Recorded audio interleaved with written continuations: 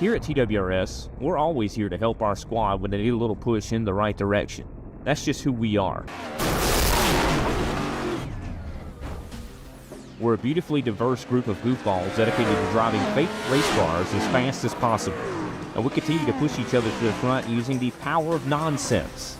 We have one of the strongest NASCAR programs on the service, and you can access it all for $24.99 a month. And we just released individual subscriptions for $14.99 a month for each NASCAR vehicle. We also just added a Rallycross program, and our IndyCar program is taking off as well. So come join the weird side. We have speed and cookies. Cookies are not included in some locations.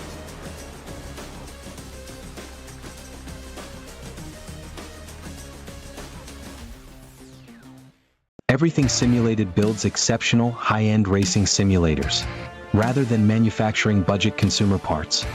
They are a premium Australian custom integrator that sources professional-grade hardware and delivers turnkey, fully constructed and calibrated simulator packages directly to your door.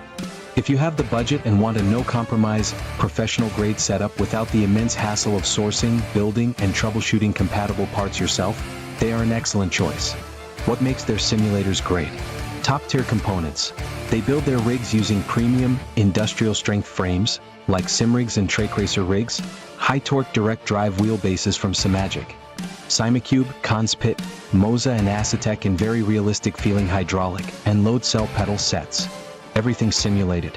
No hassle, turnkey service. Building a high-end simulator is as complex as building a custom PC. They handle the entire process, including custom frame assembly, routing cables, configuring software, delivery, and in-home installation. Extreme immersion options. They offer advanced configurations that include quad-screen monitor setups, also specialized haptic feedback systems, which shake the pedals and mimic ABS brakes or engine rumble, and full D-Box/Dynamics motion platforms that physically tilt and move to replicate actual track G-forces. Choose Everything Simulated if you want a professional, race-ready cockpit.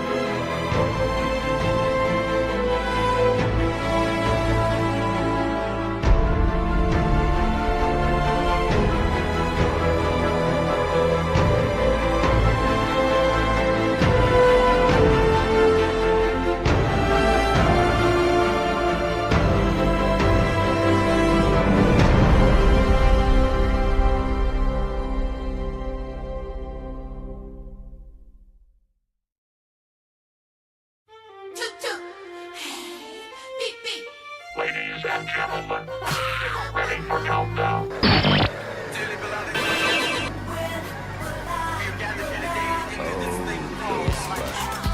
Man, this is some of the greatest stuff I've ever heard. Ooh. The tracks you'd forgotten about are the ones you love. 131 Retro. These go to 11.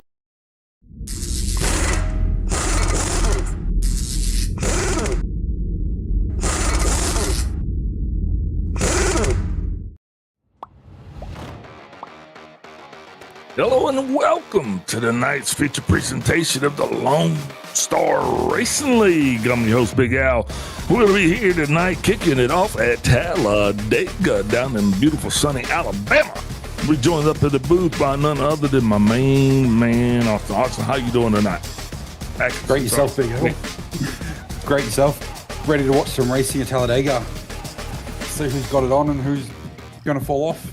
Yeah, outstanding. Can't forget my main man Kobe behind the scenes down in the bus, pushing all of the buttons, making us clean, green, and sound good in between.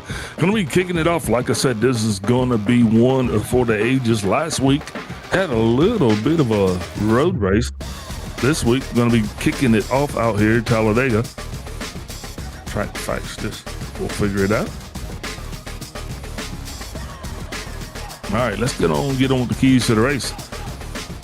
Stay smooth in traffic. Momentum is more valuable than aggression. That equals patience. Next. Manage throttle in the draft. Save fuel without losing the pack. Drivers are going to be up in the middle of the pack, and drivers are going to have to basically shuffle themselves around, if you will. You don't want to be up front all the time because that's going to cause the cars to actually burn more fuel. So you want to figure out how to save fuel by doing it safely, so by staying inside the pack. And last but not least, stay out of trouble early. Build a perfect position for the finish. You have to be available to win this thing at the end, and all you're going to be able to do that is staying out of trouble, knowing exactly where to be on the racetrack, keeping your head on a swivel every second of the way. I think we got picks tonight. Let's see what we got. All right, let's go and go with you, Jake. Who you picking? So tonight I'm picking the number 7 of Colin Clary, seeing if he can go for 3 in a row after winning round 1 and round 2. I reckon he'll be able to come back to the field tonight at Talladega. All right, Kobe, what do you got for us?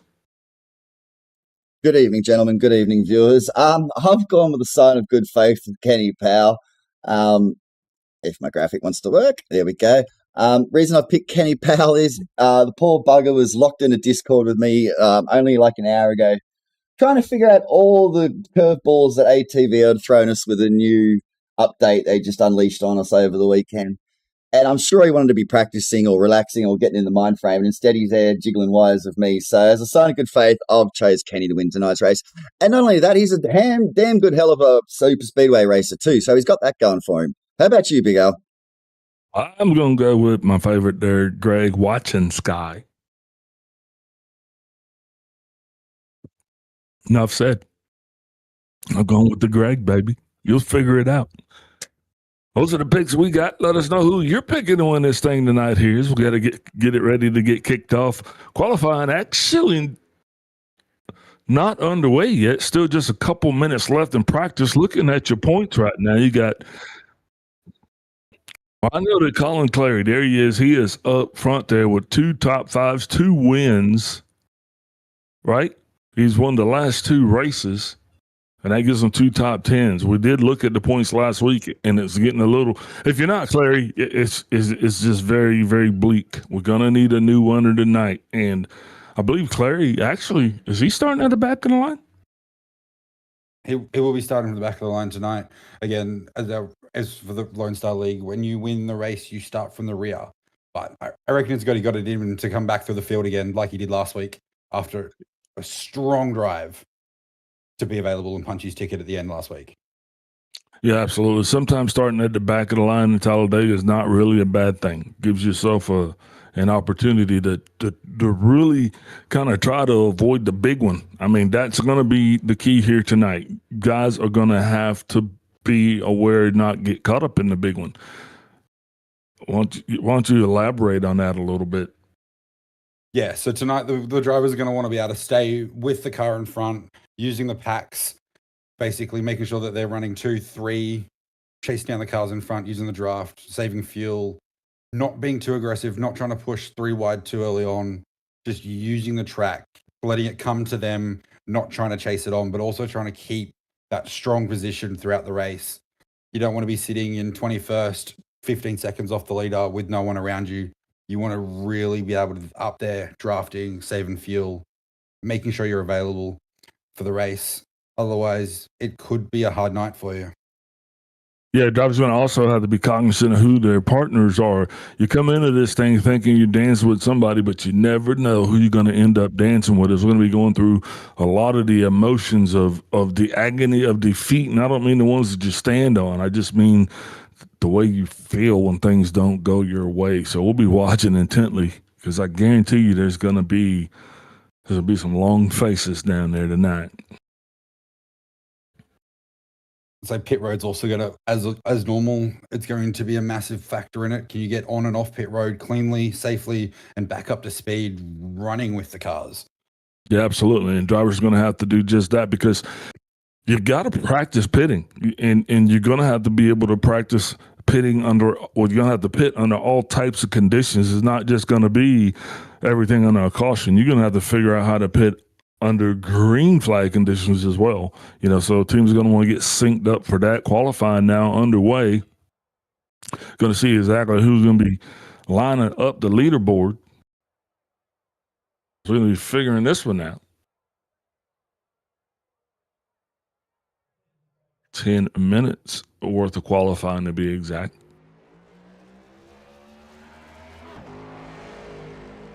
First car we got coming on in the view out there is going to be Mr. 33. That's Harold Crow. Harold actually had a pretty good week last week, didn't he?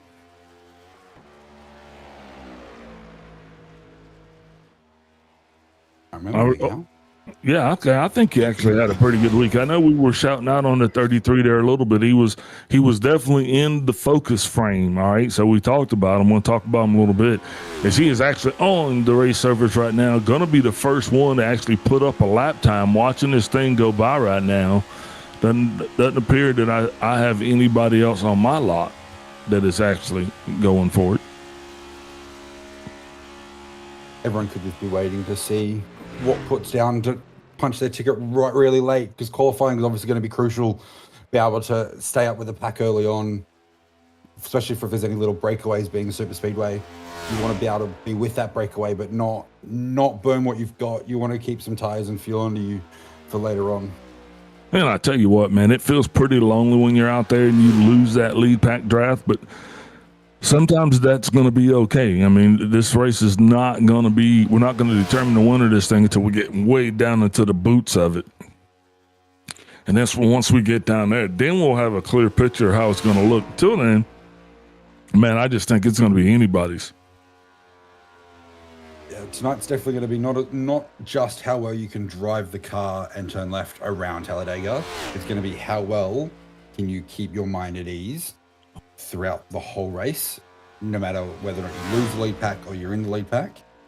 Be able to just be aware, keep sound, keep calm, meditate behind that wheel, and just continue punching out laps. I just realized something. You've never been to Talladega. Like, you have no idea of the excitement. Like, have you heard the song? I've never heard Talladega. I've been to Talladega once or twice, but You've been to Talladega? Not in person, but here in the V8 Supercars through Ozoval and stuff like that. Been here and turned the cars around. Done a little bit of trucks here as well. Racing is always on edge. It's always good fun. Yeah, to actually go to Talladega though, it's like, I don't know. It's America. That's the best I could describe it. It's America. You trying to say Talladaga's your main track, like Bathurst is ours? Yeah, absolutely. Yeah, every it's like Mecca. Every race car fan in America has to make the pilgrimage to Talladega. I'm making the rules up, right? So I can do that, right? You can make the rules however you see. I thought it was Daytona was the one track to go to. You get to see everything. No, it's in NASCAR. It's in Florida. That's a whole different. That's a whole different ball game. But we'll get into that later because America. We're starting to see more cars put down their laps here with just over 6 minutes to go of qualifying. So far, we're looking at Crow up the front with Blaze not far behind. Miglin's back up there with Clary up there as well, and So we're definitely seeing some fast drivers so far out of this qualifying session. But Yeah, qualifying's only half the job. Just the first part. And indeed, that's going to be very beneficial because that's going to determine your pit position. So all down pit road, you'll see the guys that are actually with the low numbers are going to be forward of that. And that could be definitely advantageous, especially coming down to the end of the race. It takes you longer to get there, but you exactly know where your competition is, and you only have to beat them off that line. So pit position is everything, in my opinion. That's what you're qualifying for. Doesn't necessarily mean where you're going to run at in the race, because Talladega is going to be a long race. It's going to be a different race. All sorts of weird things are going to happen here throughout this tenure while we're going through this thing. I promise you that. Just over 5 minutes left in qualifying. We're still bringing it to you. The majority, we got 24 cars right now that have actually produced a lap times. Victor Keith being the slowest of that group.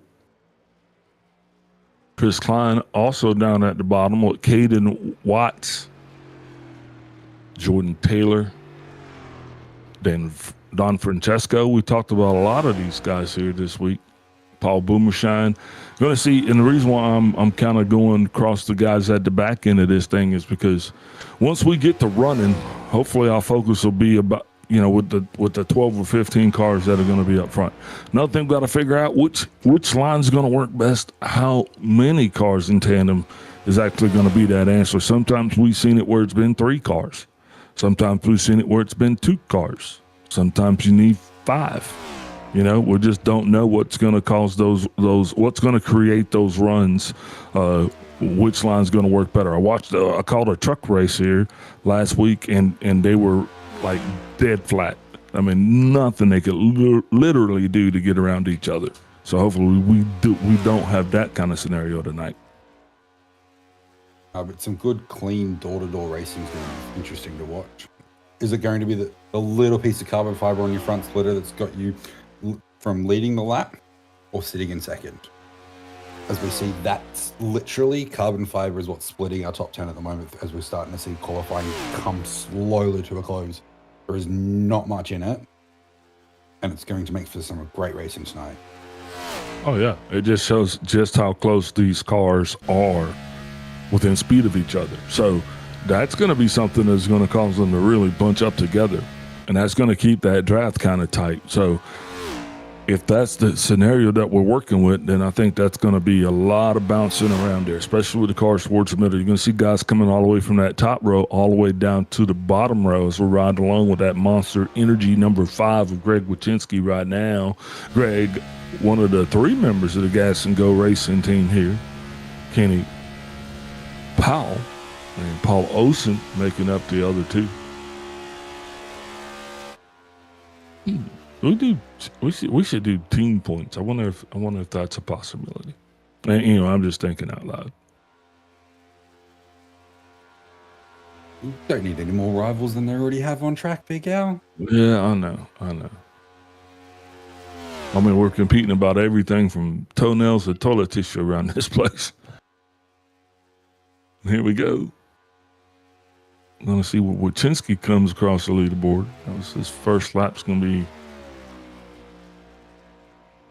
First lap puts him down the back in your favorite little bubble, that mid-pack. Not where I'd want to be today, but someone's got to be in the middle of the pack.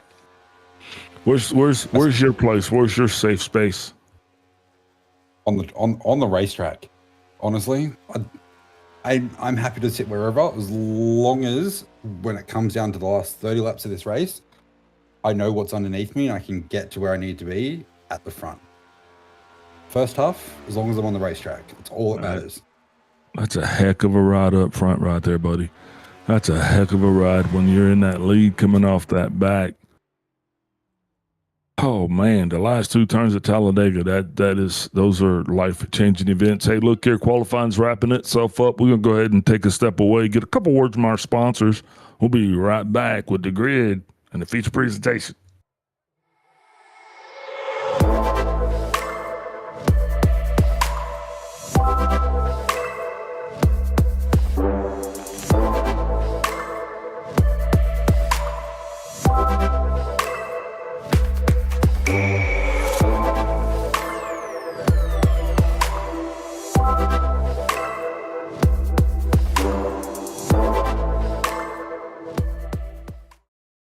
Need reliable electrical solutions you can count on? The UES group of companies has got you covered. From electrical installations and repairs through to all your compliance and tagging requirements, United Electrical and United Essential Solutions are here to help. Whether it's commercial electrical projects or home renovations, United Electrical can help make it happen. Need to secure your investment with an automatic gate? We can be there from the start of manufacturing right through to the final installation. We even offer excavation services to reduce the need to employ multiple trades. Need to get your electrical equipment tagged to meet compliance? Our United Essential Solutions team are here to help. Appliance tagging, emergency lighting, switchboard inspections, building compliance? Look no further than United Essential. UES Group is 100% Australian owned and operated.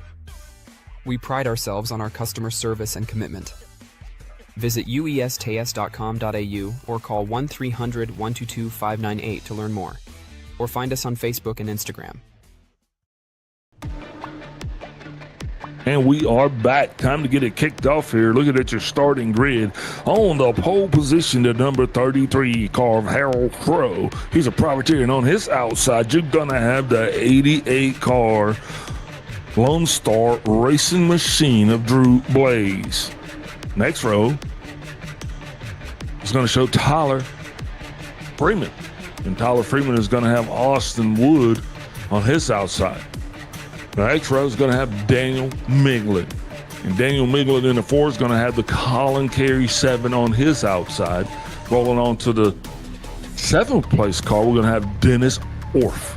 And he's going to have the one only Greg Wachinski on his outside in 8th. And rounding out the top 10 is going to be Austin Mice and Mike Fahey, sorry. Then coming in behind them in 11th, you're going to have Jarek Darby. And alongside him in 12th is going to be Tony Idaluca. Then 13th, you're going to have Austin Norris with 14th, Jeremy Higgins. 15th, we're going to see Chris Coleman lining up alongside Sean Roberts in 16th. We're going to have the 21 of Corbin Wretch out of 17th and the 85 of Alan Swan in 18th. And then we're going to have the number 10 of Justin Johnson in 19th. Alongside him in the 2 will be Scotty Larson in 20th. Hey, Brian Mice going to be bringing across 21st with Paul Boomershine on his outside in the 92. Then we're going to have Nicholas Don Francesco. He's going to be firing off in that 20 Chevrolet. Lined up beside him is going to be none other than Jordan Taylor. Then you're going to have Caden Watt. Lining up beside him is going to be Chris Klein. Victor Keith comes across in 27th. Lined up beside him is going to be Kenny Powell. Rounding out the top 30, Paula Osen in that G&G Chevrolet. And then have Daniel Higgins on his outside. And then in 31st, we're going to have Austin Graywell. And 32nd will be Chris Lennis.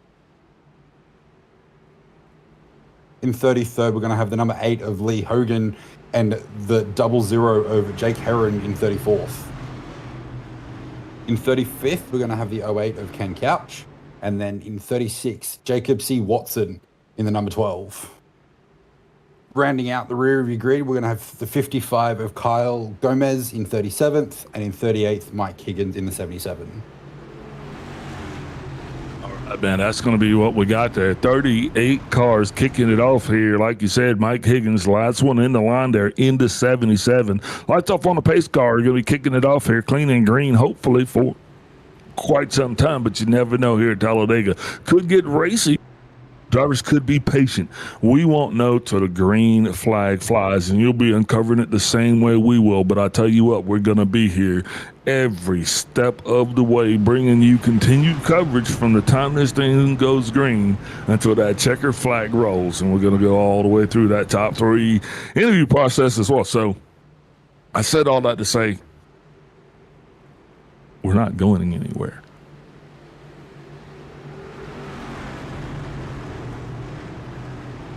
But the pace car is. This will be getting up and out of the way here, and we're going to be carrying this thing all the way down to the extended start line. They moved that start line from right up here where it would be mid-pack there to all the way down the corner. So these drivers right now are doing the longest parade lap next to Phoenix, in my personal opinion. But they're all lined up here and they're ready to go. And as soon as that green flag comes out, when that Geico restart zone, we're away. Just like that, off and away. Wasting no time. Harold Crow getting it done. Still on the bottom line. Not yet fully committed as he is pushing towards the higher side of the track.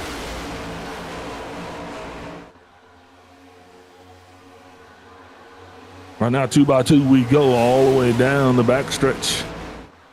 Watching to see how this one's going to flow out. No takers to the middle. Everybody's still kind of finding their way. 1x2. Somebody's going to have to bop up and try that hot line. But right now, nothing giving Sean Roberts. Right now, both lines are neck and neck, though. They're both given and taken just a little bit. As we start to see the back of the field file into single file, but the front is still too wide. Yeah, Drew Blaze right now, he is on the front lead there, taking the spot away from Harold Crow, getting his name on top of the leaderboard there, but he is going to have to really watch that high line. He's going to have to decide how wide he's going to want to make that Toyota there, because when that high line forms up and it starts running, you know, who knows? But right now, that is not the story. The story tonight right now is the bottom line far faster than the top. But not everybody's giving up on the top line just yet. Still got some takers there, guys. Still trying to make it work. Even though they're falling all the way back to the 9th car on the top line. Is the ninth, the car on the top line is equal to the 9th car on the bottom line. I'll figure it out. We'll be here until I do. And for the back end of the line, you're starting to see a little bit of separation for me. This is really about the race pace that I expected that they would have here coming into Talladega. Patience being a virtue, everybody really kind of staying in line and doing their diligence. Starting to see a small breakaway in the middle of the field as we're starting to see our two packs form, though, which is going to make things interesting as we get more throughout the race. Will it stay that way, or will they close the gap back up? I think what's going to be interesting is they're going to have to figure that part out. And what I mean when I say that is either they're going to have to stack them longer or something, but they cannot really afford to let that top pack get away, especially this early in the race. I know, plenty of racing left to go, but do you think it's too soon to fall back? Hard to tell, but we're definitely seeing some three-ride racing here as you've got the number 5, the Monster Energy up high. The rest of the field stays low. We've seen some three-ride in the back. Some interesting line calls for the moment.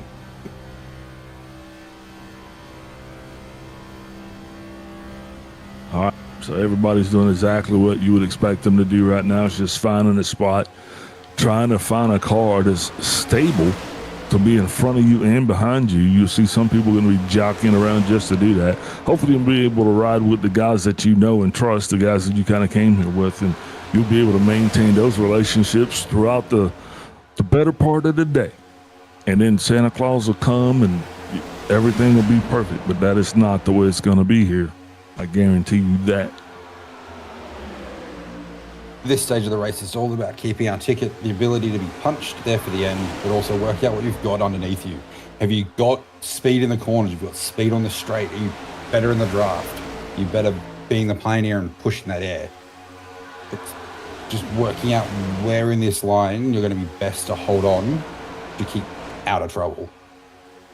As we see most of the field now wanting to run single file on that low line all the way around. A few still wanting to run too wide on that middle line. Not many opting for a high line. So that bottom line's definitely where it at. Yeah, you'll see cars probably bobbing and weaving to get up, maybe to that high line just so they can cool those temperatures down. That's one thing you're going to be watching out for here, as you still have a long ways to go mileage-wise, and that cars is an endurance race. So you want to try to keep that thing as cool as possible for as long as possible. Yeah, so ideally, you're probably going to want to break this race up into 3 stages of 120 laps. So you're wanting to get to at least lap 40 and lap 80 on your standard fuel strategy. So we'll see if anyone tries to play an overcut or an undercut with fuel saving as well, as they still push too wide down the rear of the lead pack.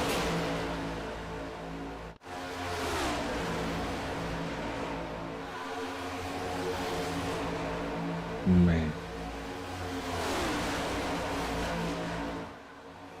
The front runners slowly catching the rear of the field.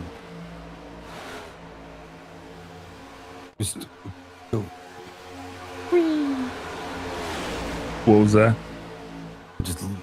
Just looking at the racing. Nothing better than watching race cars go around Talladega. Yeah. One car, though, that's probably wishing that he had a little bit of help because he's feeling really lonely right now. And I believe that's going to be your guy. That's Colin Clary. Starting from the rear will do that. He is off the pace in a single car right now. And that's pretty much going to leave him a lone duck, a sitting duck. So he's going to be waiting if anything can happen for him, hoping that he'll get sucked up. Because I'm going to tell you, the go from winning in the last couple races to being by yourself at Talladega, that's a big difference. Being a solo car around Talladega is not ideal, especially when the ideal bubble, especially hearing around here at practice, is 3 to 4 cars for that draft to be able to push.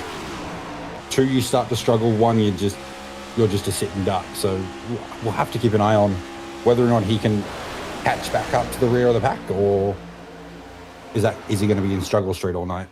Yeah, I think he's going to catch up to the rear of the pack. Unfortunately, though, is the first part of the pack's going to have to pass him first. Because without him getting some serious dance partners or caution flag coming out right now, he is just at the mercy of the race. And right now, ladies and gentlemen, it is clean and green, doing everything that we need. Cars shuffling around. Got one car real high right now. You see Blaze take it from the lead all the way to the really high line, putting Crow back in front. But the 88 of Blaze dropping back right to the rear of the pack, of the front grid, or the front pack. Interesting call. Oh, no doubt. He's got to save fuel. Being out front, you can't stay out front for extended periods of time, because when you do, not only is your car getting the clean air, but it's also creating that drag. It's cutting through the air, and it's causing you to burn more fuel.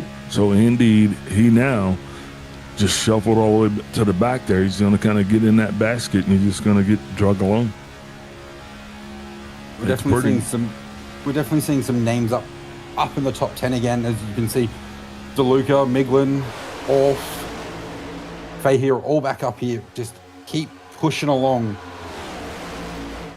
in that front pack as last week they were. So will they be able to convert their misfortunes from last week to this week to hopefully something a little bit better? As we know, Miglin last week suffered some hardware drama. So we'll be looking to convert this week to a result. Oh, yeah, indeed. As we see Freeman take the lead. As we have Freeman leading with Klein in second, with Crow, Miglin, Orff, Fahey. John Francesco's up there now in 7th. Where's Darby, Wood, and Higgins rounding out our top 11. Klein now on the high line, trying to make a move. He is going to get the nod. He's going to switch all the way down to the bottom line. That's going to give him a lead under his name. Remember how quickly a lap has changed things. Now that high line slowly starting to get up towards the front here. These guys got 6 cars in that line. You're going to watch this lead car shuffle all the way to the back. That seems to be the common thing. He's picking up a little bit of help. That one's going to come under. We wait for a split second there, but you're still seeing that lead car fall right to the rear every so often, just looking to save tires and fuel as we punch only out at lap 12 of our 120 race. Still pushing hard though.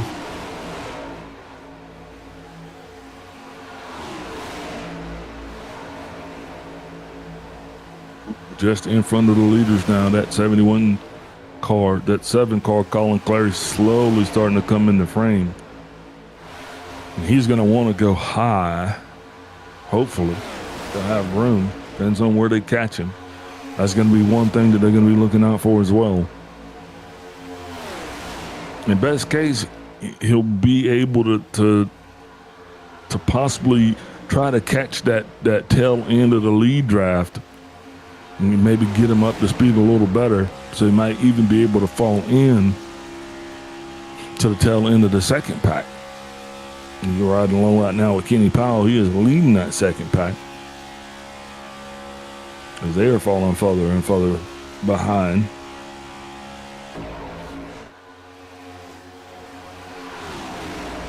Got a mini pack starting to form there right in the tail end of the lead pack. And here comes Mr. Clary. Think he'll be able to go below the yellow now. Hopefully they'll be able to use the pack's draft just to stick with it. Just enough.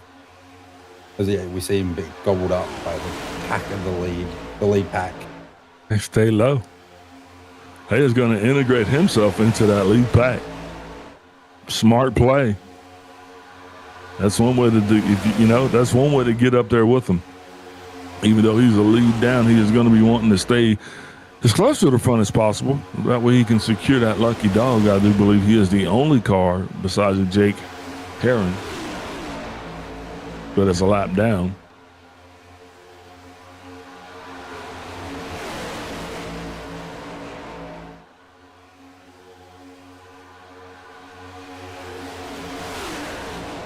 Just got to stay with it. You can stay with the pack. He's still within everything. As we're still seeing them tussle for that lead car position. We've got Don Francesco up the front now, middling behind. Several breakaways. Lots going on all over the racetrack. Drivers definitely taking their due diligence, making their choices. And you can start to see some strategy starting to kind of play a way out, even though this is early. 16 laps in on this thing. Drivers would just be starting to figure out exactly what they've got underneath them in the car, whether or not they've got the drafting speed or the forging speed to be up there, and just starting to work their way and make their strategy come to them.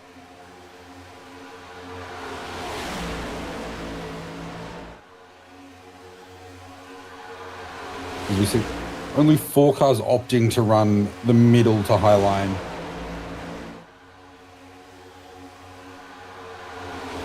Still forging ahead nicely though.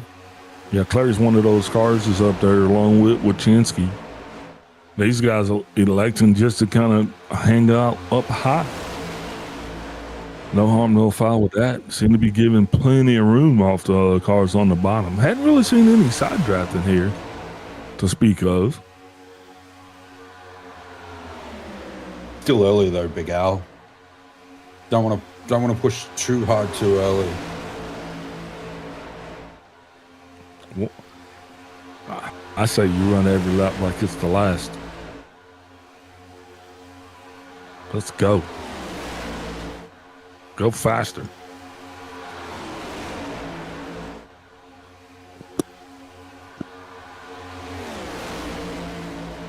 All about mentality.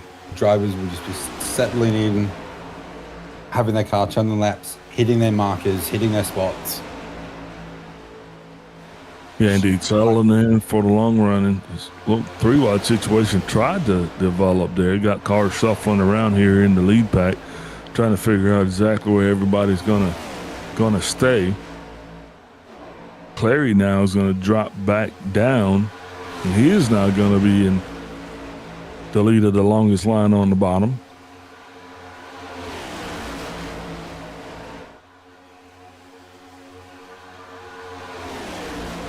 He's definitely integrated himself quite nicely into that lead pack to just be able to stay there just behind the leader. Yeah. If not back in front.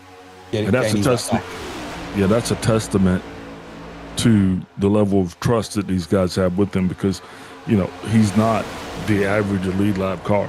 So apparently these guys recognize that, hey, this guy kind of knows what's going on. He just got a bad coin flip. They put themselves in a situation that they got a long day to dig out of. And I guarantee you they're not going to be the only car that's going to lead a lap down here. He's not fighting for anything within the lead pack, but they're treating him as he belongs in that lead pack and just helping each other along. Shows the allies that he has on track right now, that they're all willing to work together to keep that draft, keep the pace up. Yeah, and everybody for the most part just really keeping their distance. You don't really have any major pushing going along. It seems guys are just kind of biding their time here. This is the patience that we talked about during the race facts. The keys to the race. We talked about patience. This is what you're seeing here on display.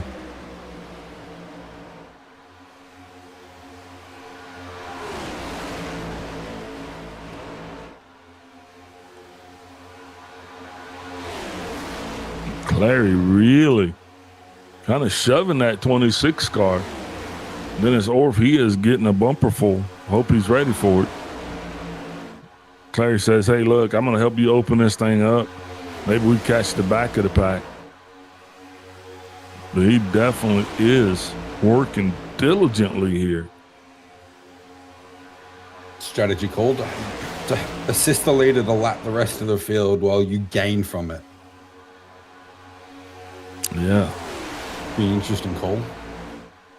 26 car. I think he's breaking a little bit there going down the backstretch, just kind of giving it enough time.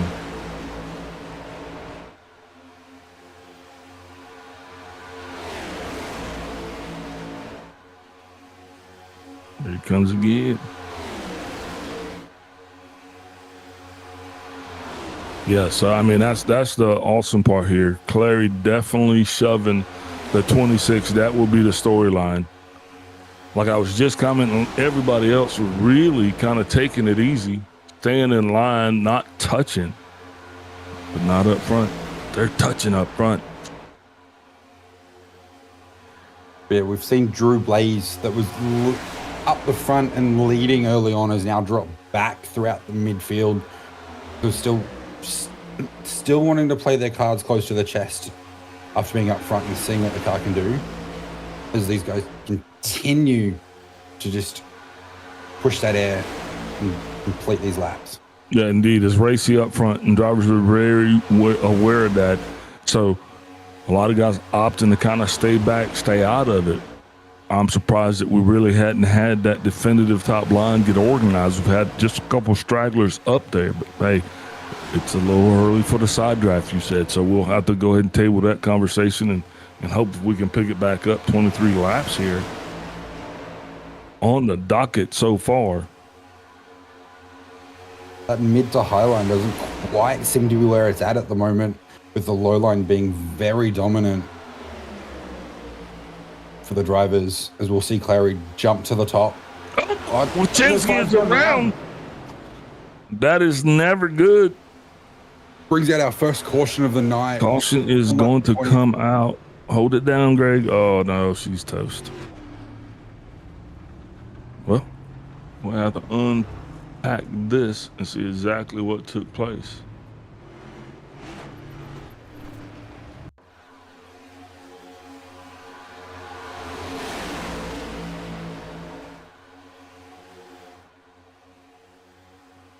You'll see right there, Wachinski's up high. It's kind of, and right there, the 4 car comes up over the white line, tags Wachinski. Man, that is just unfortunate. Daniel Miglin, for whatever reason, let's watch this. Yeah, wow. Just goes up there and tags Wachinski. Tough night for Greg, though. Hopefully he's just going to laugh it off. But, man, his hardest thing for him to do so far this season has been to finish a race. Tonight being no exception. That number 5 car is definitely going to be a little worse for wear. A few cars caught up in that as well. So it's definitely going to change. This caution is going to change how the race progresses from here. A car's going to look at coming down and taking a splash of fuel. Do they want tires?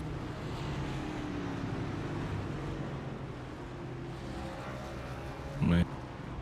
You said splash of fuel? We're probably estimating about 40, in between probably 38 to 44 laps of fuel on the tank with fuel saving. So you're probably just over halfway now for the first fuel stop. So it's sort of, do you think you've got the tire life to splash it and extend that? I do. Or, but look, that's why I'm up here with you. Oh, tried to fake him out. They're still wrecking on the pit lane. Now that's a fakey, breaky, achy heart.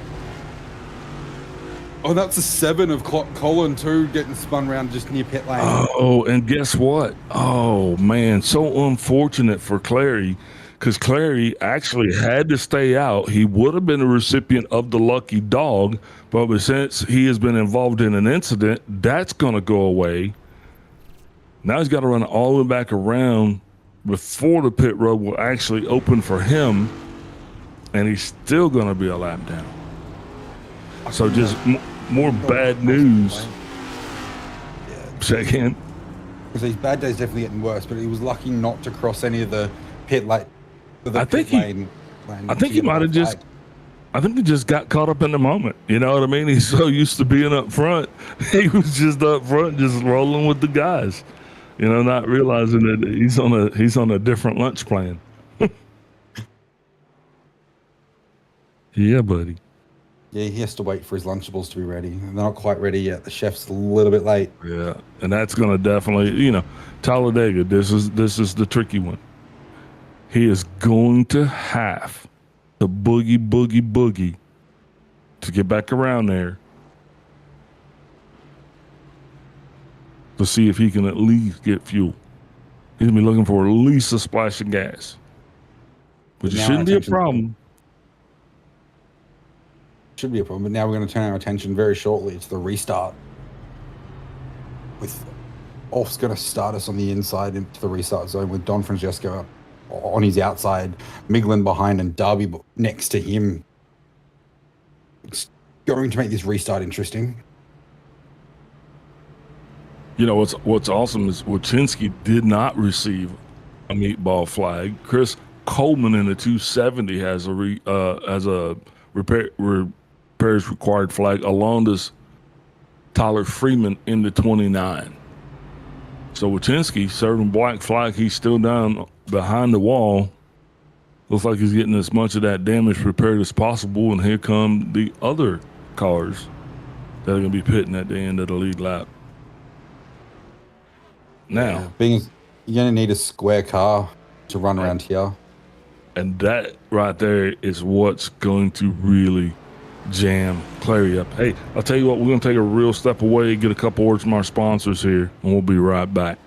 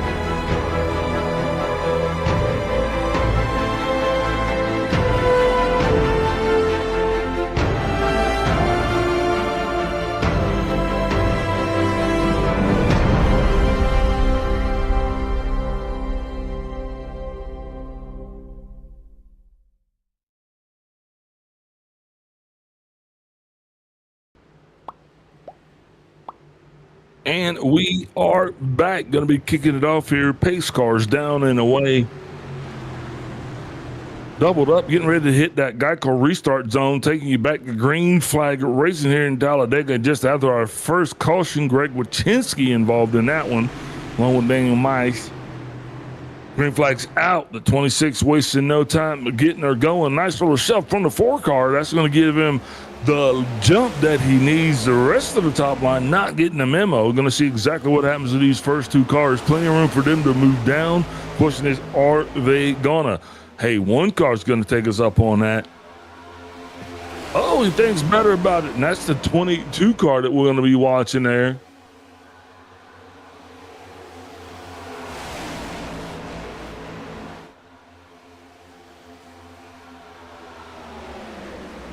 Green flag racing back out here.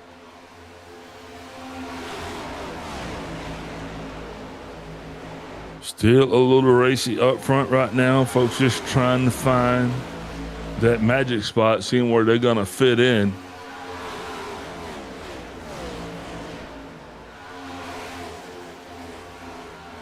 But that'll change things up a little bit. We got the L1 car now serving his black flag. He'll be coming down pit road, and they're going to hold him probably for just a little while. I imagine that's what they're telling him.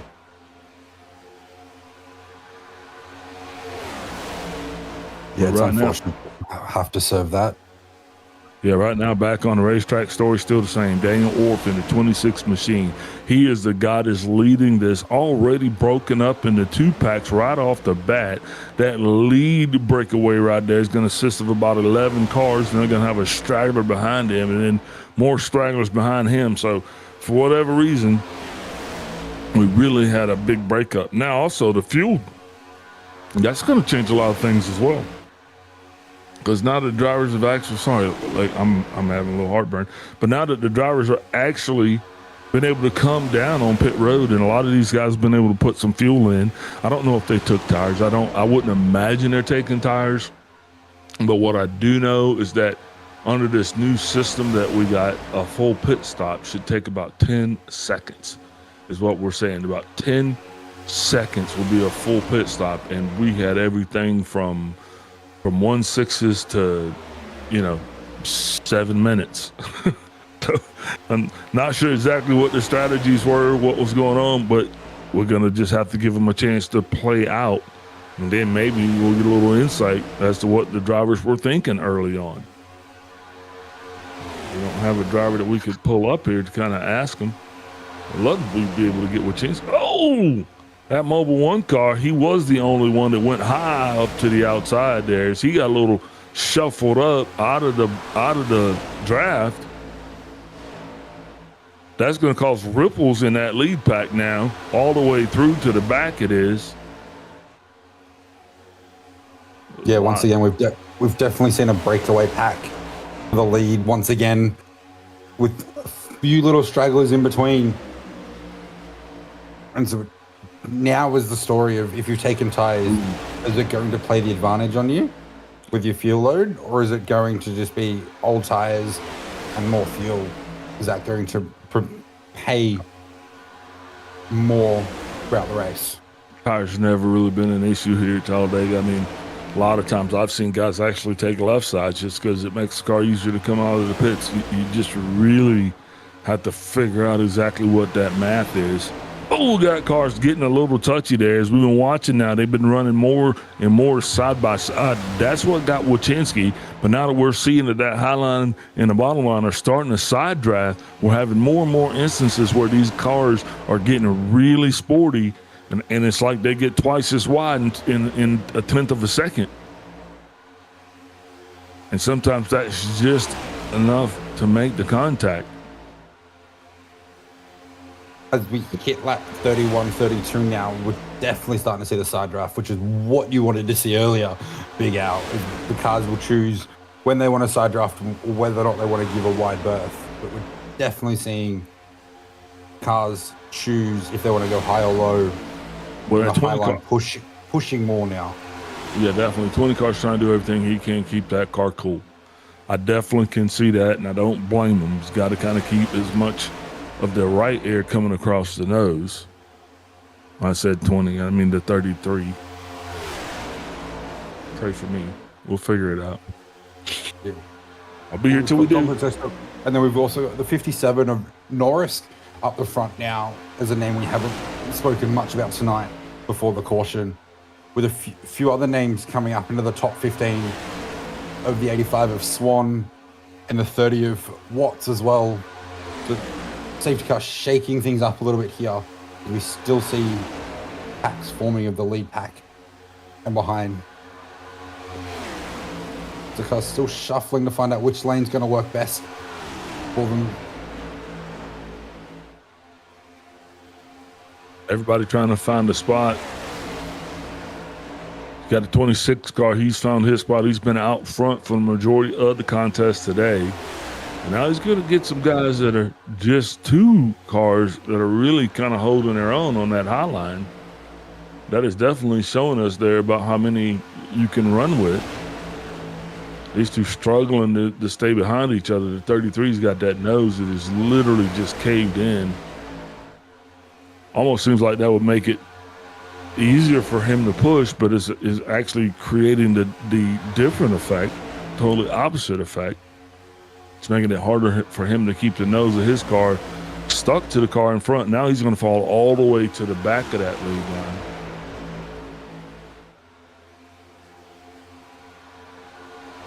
Interesting. Single file racing, pretty much that is the story right now. That's what we're seeing.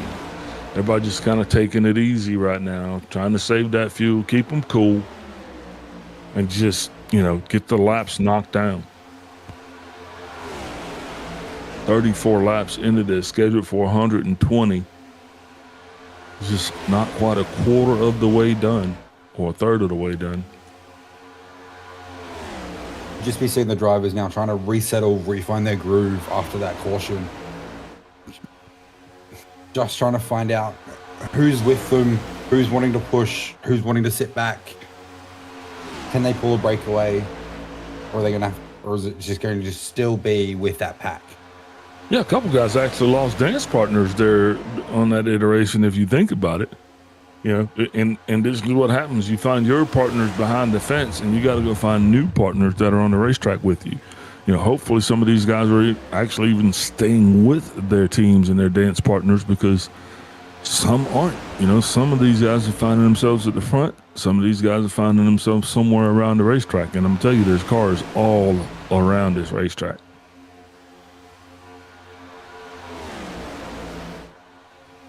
Two definitive packs right now, from the front pack to the back pack. Let's see what I did there. That second line a lot longer though than that first line.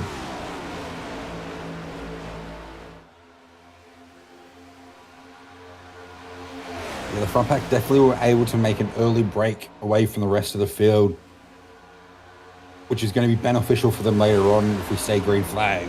But we're at Dega, and racing in general, where anything is possible. Yeah, and hopefully these guys will be able to keep this thing green for at least, until the very end of this thing. I'm assuming the last 10 laps is going to be massive pandemonium.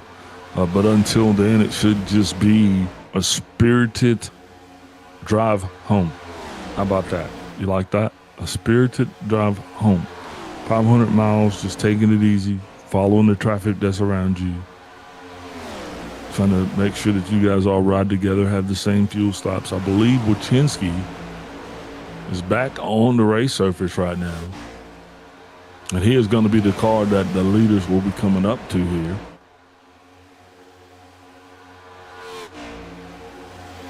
He's now had his black flag cleared, and I'm assuming the majority of the damage repaired on his car. Greg finds himself now 6 laps now. Gonna want to hope that he's repaired most of that damage to be able to just to keep pushing on, because any sort of aero damage could hurt on such a speedway. Yeah, it's not fun driving a beat up car around Talladega, especially if you don't have the ability to generate speed. That makes for a very, very long day. is that bottom pack is slowly catching up to the top pack, 2 wide here, farther back in that lead pack. And these guys are definitely starting to come alive. The second pack catching up with the first pack, going to put it all back together here. These guys kind of came in as a freight train, getting sucked right on through. Now you're going to have active movement up top, led by that 19 car. And he's going to be trying to do everything he can to make it stick. And that's Mike Fahey. Hadn't talked about Mike a lot, but we're talking about him now. And is that Justin Johnson behind him? Man, these boys going to come up here and try to race a little bit. And they're going to do just that now. Top line definitely more formed than it has been. Looking about 10 cars in that lead lap. Top pack, bottom pack slowly starting to bring it in. More cars shuffling up to the top. That's going to make that top line going to be a pretty sizable line right now. One of the biggest that we had, not the biggest, not just yet, but they are definitely inking their way up to the front, inching their way up to the front. And Justin is doing everything that he can to get that 29 car straight. Yeah, that top line's really wanting to let the leaders know that they're coming, put that pressure back on them.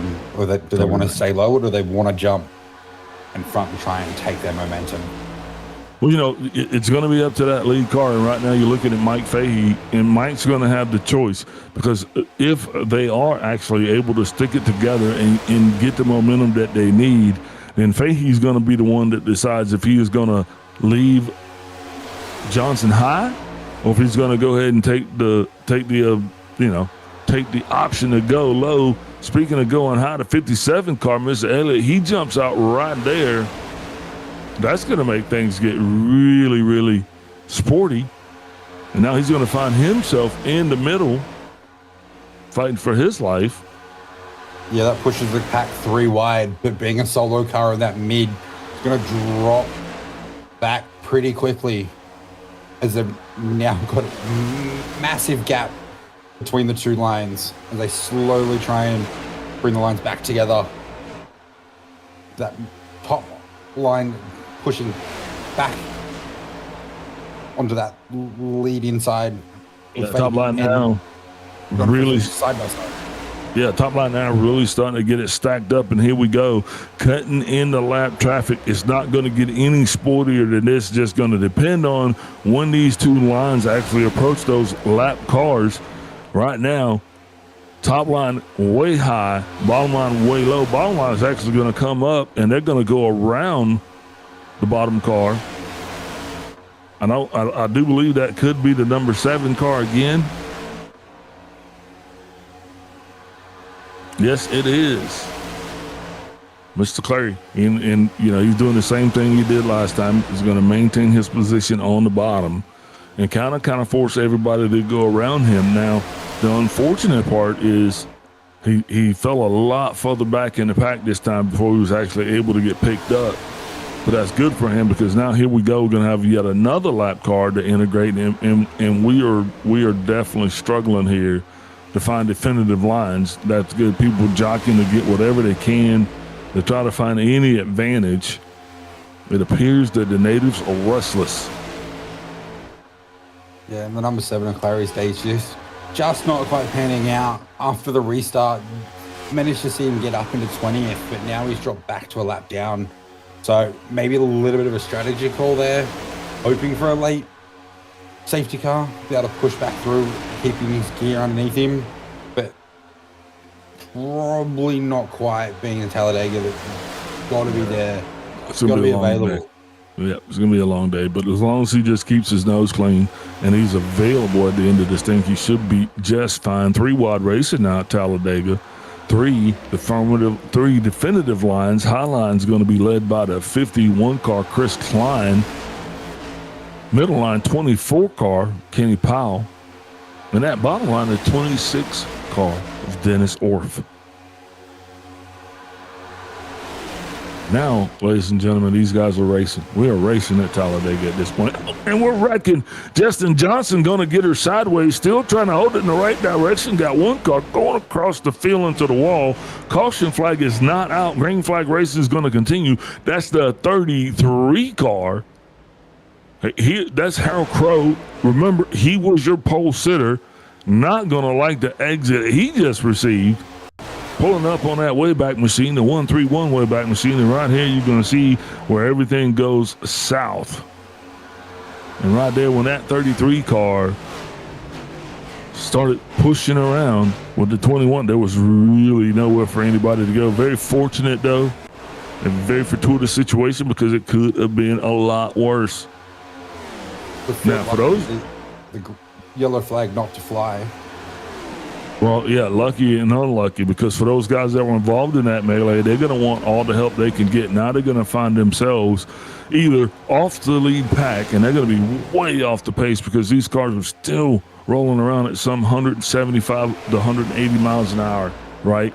And when you get stopped to a dead stop, spinning sideways, it's going to take you a while to get that thing pointed in the right direction and hopefully get it back up. You're definitely going to lose some valuable lap position. You're going to lose a lap. I can pretty much put it on the spot for you. And the more cars that lose that lap, the more cars that are actually competing for that lucky dog position. And speaking of the lucky dog, I don't see my 7 car. I'm going to look him up here, see where he's at. And he is way back at the tail end of that second pack. Now he's going to be in danger of losing yet another lap, because if he can't get his car dialed in and at least get on something, he's looking for any kind of airline, airways, anything that he can get on. And plus now his car's beat up a little bit, so I think it's just going to be a long day for that 7 machine. Yeah, that's going to be unfortunate after having such a nice start to the season in round 1 and 2 to come out in 3 and it's just not go his way, as we now see the 51 of Klein up front with Fahey close behind. Is that bottom line still seems to be strong, and that top line trying to get back to the front but just not quite able to inch fast enough, with Blaze back putting their name back up in the mix in that top pack. Yeah, but Klein and Fahey, they're doing exactly what they want to do right now. That is leading and dominating this race. They're going to have Mr. Blaze. He's going to be behind them doing just that, lighting it up. But right now, man, these guys are getting it done. Yeah, we're also starting to see a few names we haven't seen much of tonight in Couch and Lannis as well. Morris is there. We've still got Miglin in the pack with Watts, all within their top 10, just punching out their laps, making themselves known to the rest of the field that I'm here to race just as much as you guys. Yeah, indeed, man. And green flag racing is continuing, and we are totally getting it done. All the marbles on the line here, looking for the spring season or the summer season or fall season Talladega race. We'll be back here sometime again in October, I believe. Kind of not knowing exactly what to call those, but there's that long line. There's that long second line you're seeing it. There's that more definitive lead pack, 3 cars up high there. But on the other line, you can see that these cars, they're literally nose to tail all the way through. Guys up front just they've been intermingling a lot today. And that has allowed them now to drive away from the second group, who was actually, at one point, they were kind of closing the gap. Shots were fired, and people went everywhere. No caution, to the dismay of a couple of drivers who now definitely going to be fighting to try to at least stay somewhat on the lead lap.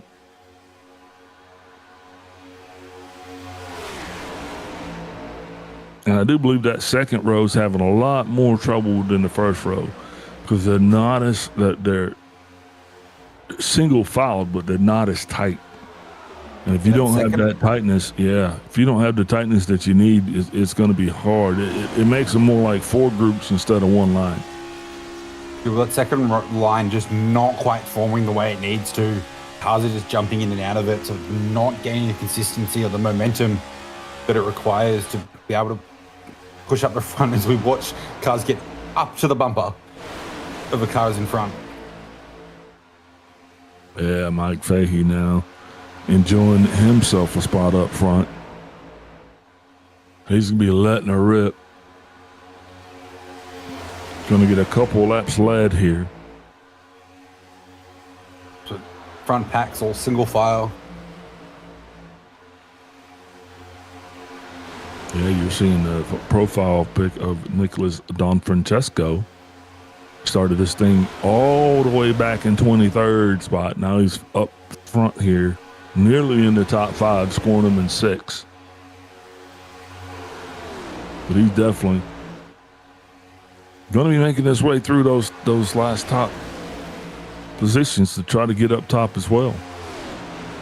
A lot of positions gained to come from the rear of the field early on to be up here in that top 10 or that lead pack. Definitely pushing early.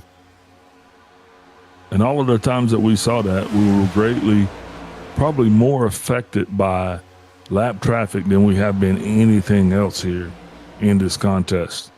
The lap traffic has just been a gut wrencher, minus the side draft caution, I think, that would have been brought out. But the lap car has wreaked havoc on this field now and got us pretty spread out pretty early on. Still plenty of racing left to go. Not quite yet halfway. So far, we've only had the one caution brought out early with the number 4 car of Danny Manglin and the 5 car of Wilson coming together as a bit of a side draft tagging. Other than that, we've been green flag running. Few dramas here and there with cars going sideways, but only the one caution. As we still have 32 cars on the lead lap, but 2 distinct hacks.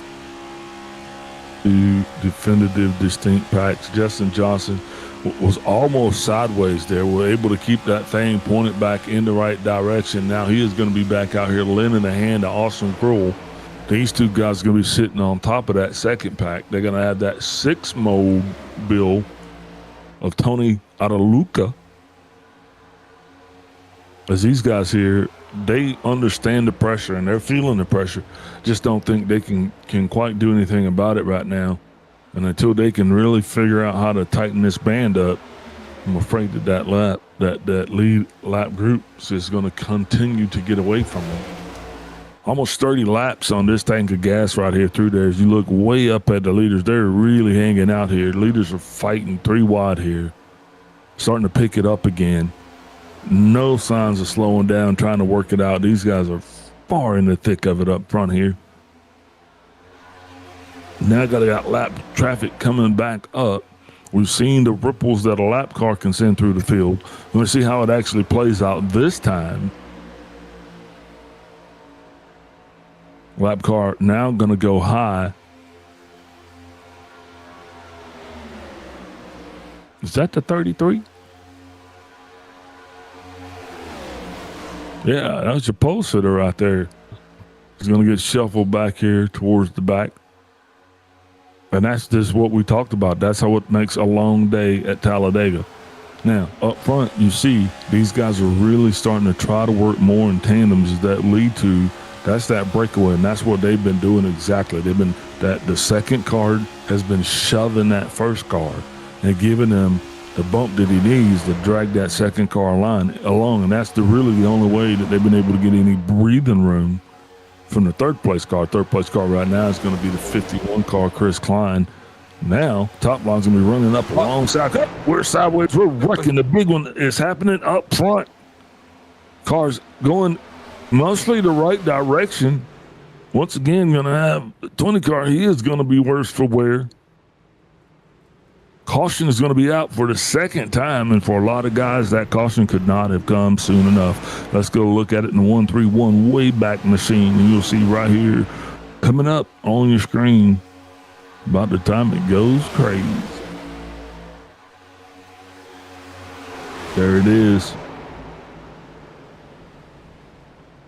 You'll see that 20 car sliding sideways. He took the brunt of it. Really didn't work out in his favor.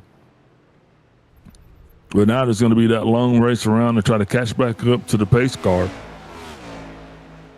Lucky no one else got caught up with the car spinning across the front through the field. That was just a solo car spinning and able to catch back up. Yeah, Definitely, absolutely. as you mentioned earlier. Yeah, Claire's going to have the lucky dog, but catching up the field under safety car is going to be nice. Yep, Claire's going to have to really keep his head on a swivel here. He's not going to want to get involved in the melee, trying to get his lap back. As right now, he is going to be the lucky dog. Pit road is open. Car slowly catching up to the pace car here in turn 3. While they're getting some gas and grub, we're going to go ahead and take a step away to get some words from our sponsors here, and we'll be back. Everything Simulated builds exceptional, high-end racing simulators, rather than manufacturing budget consumer parts. They are a premium Australian custom integrator that sources professional-grade hardware and delivers turnkey, fully constructed, and calibrated simulator packages directly to your door. If you have the budget and want a no-compromise, professional-grade setup without the immense hassle of sourcing, building, and troubleshooting compatible parts yourself, they are an excellent choice. What makes their simulators great? Top-tier components. They build their rigs using premium, industrial-strength frames, like SimRigs and TrackRacer rigs, high-torque direct-drive wheelbases from Simagic, Simacube, Conspit, Moza and Acetec, and very realistic-feeling hydraulic and load cell pedal sets. Everything simulated. No hassle, turnkey service. Building a high-end simulator is as complex as building a custom PC. They handle the entire process, including custom frame assembly, routing cables, configuring software, delivery, and in-home installation. Extreme immersion options. They offer advanced configurations that include quad-screen monitor setups, also specialized haptic feedback systems, which shake the pedals and mimic ABS brakes or engine rumble, and full D-Box/Dynamics motion platforms that physically tilt and move to replicate actual track G-forces. Choose everything simulated if you want a professional, race-ready cockpit.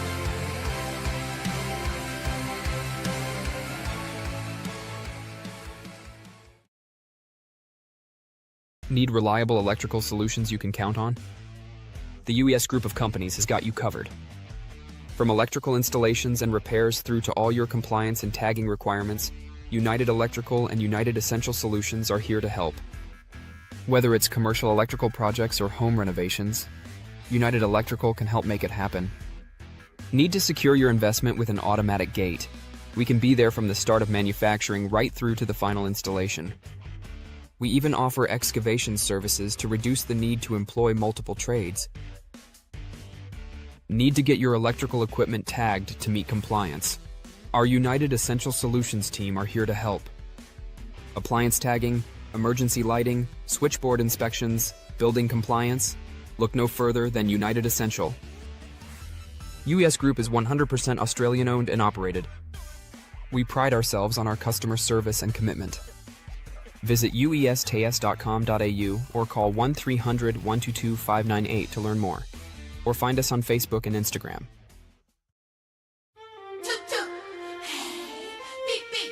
Ladies and gentlemen, ready for countdown.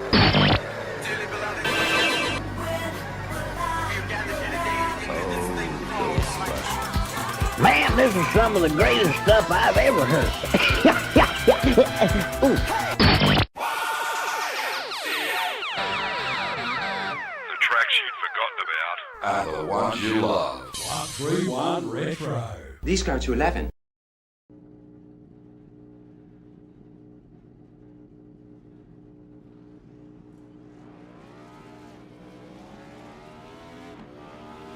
Here at TWRS, we're always here to help our squad when they need a little push in the right direction. That's just who we are. We're a beautifully diverse group of goofballs dedicated to driving fake race cars as fast as possible. And we continue to push each other to the front using the power of nonsense. We have one of the strongest NASCAR programs on the service, and you can access it all for $24.99 a month. And we just released individual subscriptions for $14.99 a month for each NASCAR vehicle. We also just added a rallycross program, and our IndyCar program is taking off as well. So come join the weird side. We have speed and cookies. Cookies are not included in some locations.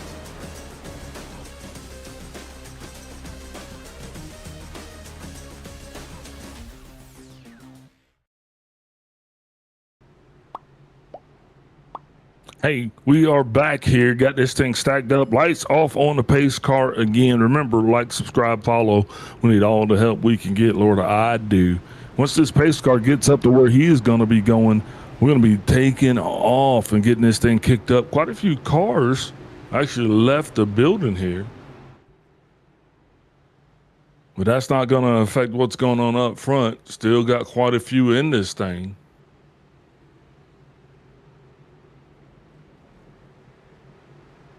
Yeah, as we see, then as the pace car's going left, you can see Blaze and Fahey have swapped off the restart from pit road, race on pit road, as we watch the restart zone. Roger that. Coming through the restart zone, the Geico restart zone right now. Kicking this thing off clean and green back after our second caution. And there it is. A nice bump from Klein onto the 88 of Blaze to then push high in front of the top line just to check them up just a little bit off the restart as the 88 gets out in front.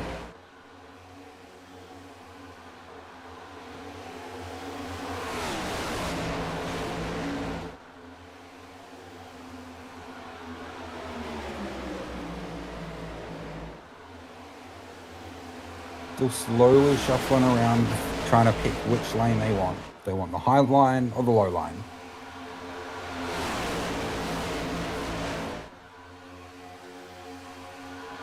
Yeah, and at this point of the race right here, just coming up on halfway through the line right now. Now everything gets for real. This is where you know right now that somebody's going to win this thing. Weather conditions favorable, not really a cloud in the sky, no rain to think about. All we got to think about right now and focus on is going to be green flag racing. And up front, that's exactly what they're doing. Instead of having this thing fanned out in two long lines, we are side by side, stacked up 2 by 2. Cars going to be jumping down below that double yellow there, trying to make sure they can stay within sorts. Well, drivers and spotters now should definitely have their data for the end of the race. They should have what fuel's looking like, what tires are looking like, what their car feels like. Be able to now sort of play a little bit of strategy for the last half of it, the back end of this race. Pretty wide now going through the middle of this thing. As drivers now starting to get antsy. Everybody's trying to find their way to get through this thing. Elbows out. Real tight 3 wide up front. That is exactly what you don't want to see at this stage in the race. Last time we saw something like that, we ended up under caution. But right now, that's the story. And up front, green flag racing is going to continue. Looks like you got Chris Klein is going to be leading this thing. Klein making it happen there in that 51 snap on the machine. Up on that high line in the 88 car is going to be Drew Blaze, and he's going to be leading those rascals trying to find the glory as they are on the move. Most side-by-side racing that we've had here tonight now. Definitely looking like this is the way we're going to be going for the foreseeable future. Everyone was able to come down pit road. Colin Clay was actually able to get his lap back, so now he is going to be trying to move his way through the field. And for the first time tonight, the high line is faster than the low line. 4 cars were up. That was and there's Justin Johnson. He's going to go away. Caution is not going to come out. They are far from the field of racing. Second time Justin's been around tonight. He's going to have to really kind of get back up on that one, try to get a point in the right direction if he wants any chance to try to be around at the end of this thing. As we see, one of the cars just getting high and loose, coming back down and tagging Johnson and putting him down into the infield wall. I mean, unfortunately, no caution either. So he's going to struggle to get that thing back. Yeah, unfortunately for him, high and loose. That's the conditions of the track here at Talladega, and you're just going to have to work with that. You've seen these cars get bounced around up and down every which way to go, but drivers still going to have to ride that wild bull, keep her pointed in the right direction as much as possible. Riding along right now with Don Francesco. You see right there, he is using that front bumper. He's definitely trying to push. I believe that is going to be the 20 car. Wait, where's Mr. Francesco? As we've seen Blaze and Faking now have pushed from the high line up to the front onto the low line. Just once again playing his dance partners, just pushing each other along. We slowly see the high line start and mix back with the low line. Yeah, once again, that was a brilliant stage that we had made it to in the race. We're all trusty and lovey. And just like that, somebody went array, but we were side by side at least for half a lap, and it felt great. Now starting to kind of try to recover from that, trying to get the cars back up online. Lots of green flag racing here left in this contest. 120 miles, 120 laps up on the board. 64 of those in the books. 2 cautions.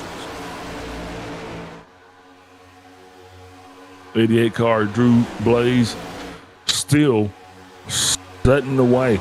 These cars on the high line were actually able to battle up and make it side by side. The high line even had the favorable advantage, but when it came time to merge the two together, looks like that's when everything went astray. Cars kind of got lost. Justin Johnson taking the biggest effect on that one, as he is now still trying to find a way to get back up with the lead pack.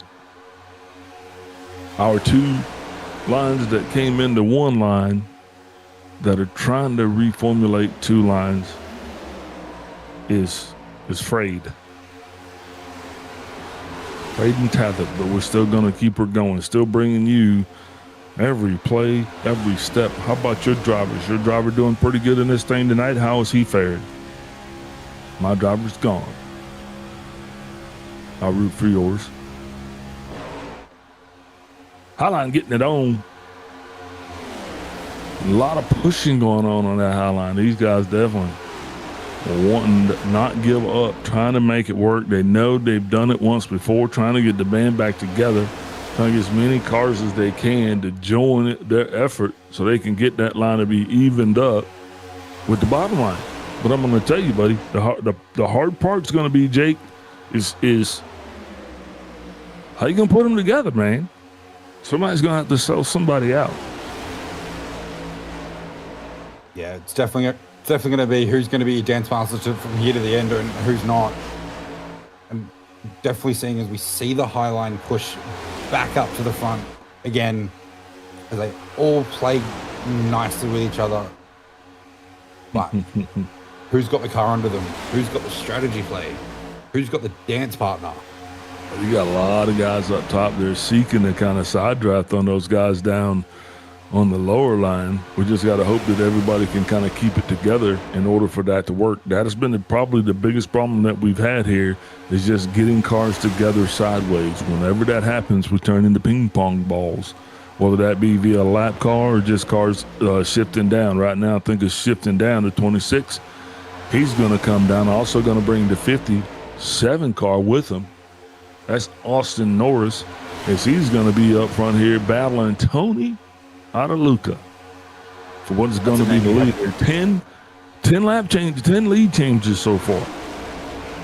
See, Adaluca's not a name we've mentioned much tonight after last week, where he had his woes with his hardware, but he's making his way back up the front now where it matters in the last half of this race, really showing that what his car's got. Yeah, that's kind of what you get at Talladega, man. You're going to find a little bit of everything. And right now, we're still looking for the rest of it, because we've had a little bit of everything, but we need a little bit more. And I think we're going to get it here, buddy. We've had the ice cream, we've had the custard. We're just missing the cherry. All we're missing. Yeah, we're about to break some eggs. You know? They say, well, you want to make an omelet? You got to break some eggs. We're about to break some eggs, baby. But right now, green flag racing continues. The story right now has been side by side. Highline's fine. Adaluca making that top line work, trying to get every bit out of it that he can.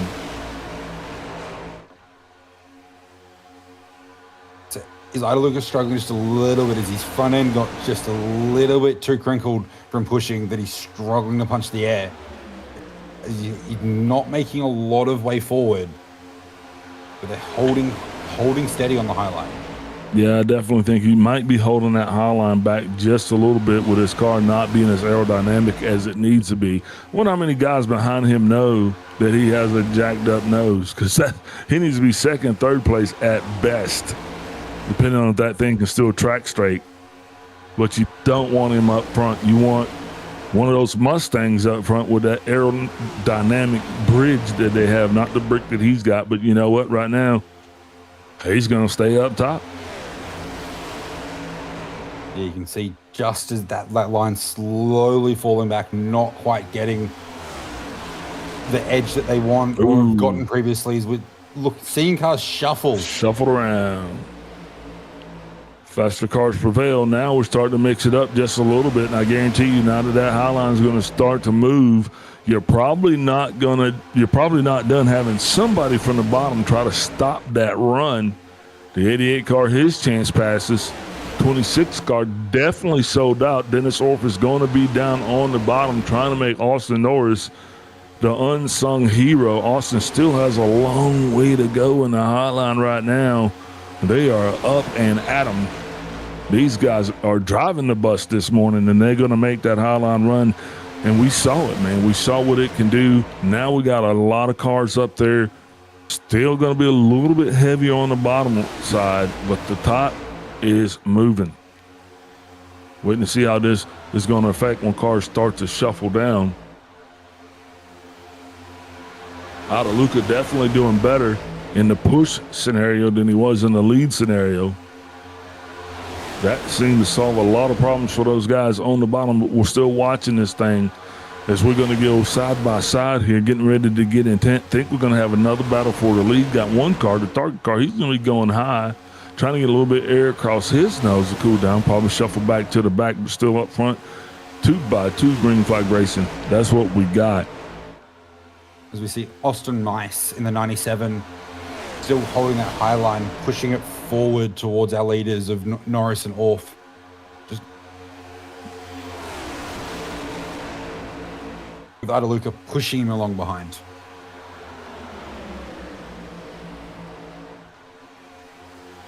Yeah, Adaluca's been pushing all night long, trying to do everything that he can to get it done. Right now, he is pushing Austin Mice right there in the Chevy. You see him on your screen. That's his player card. Started this thing in 9th. Now he's up in the 5th place. And I guarantee you, he is not done running. He wants to get up higher. You can see it.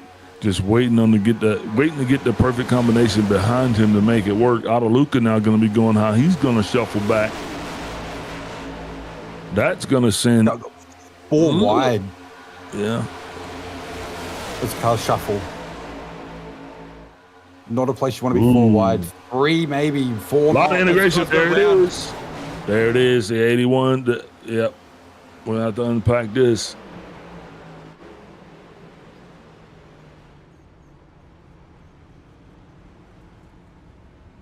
I think we had the 67 car involved in that one.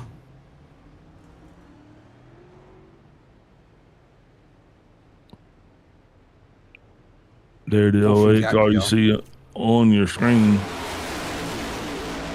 Right here, here they go one more time.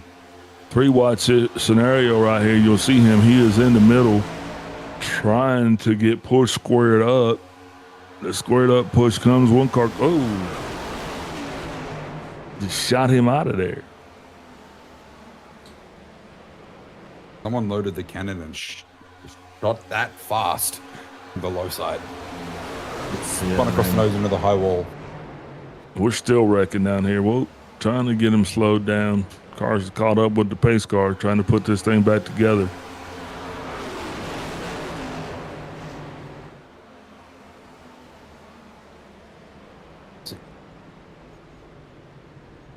Cars go everywhere. You've seen the 3 car, how he's affected by that. Yeah, we just broke some eggs.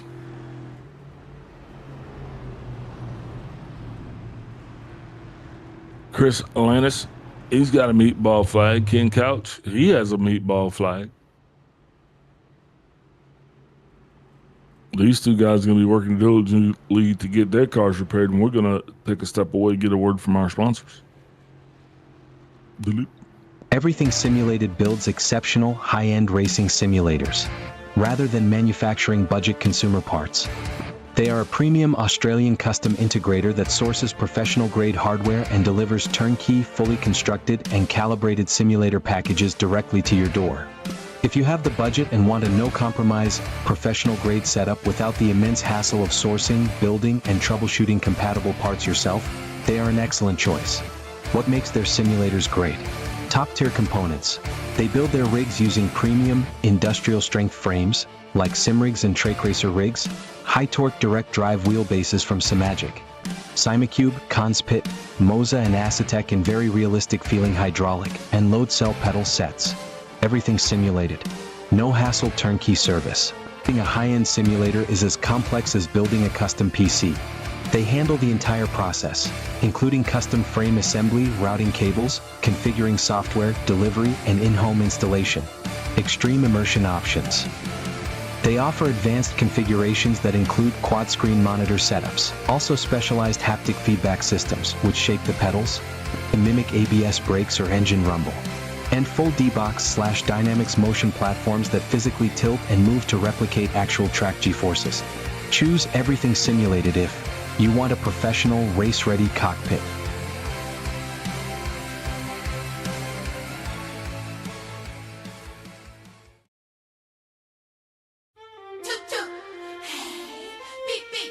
Ladies and gentlemen, ready for countdown.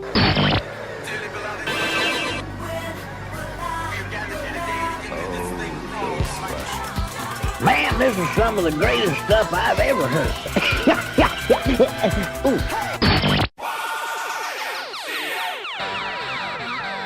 tracks you'd forgotten about are the ones you love. 131 Retro. These go to 11.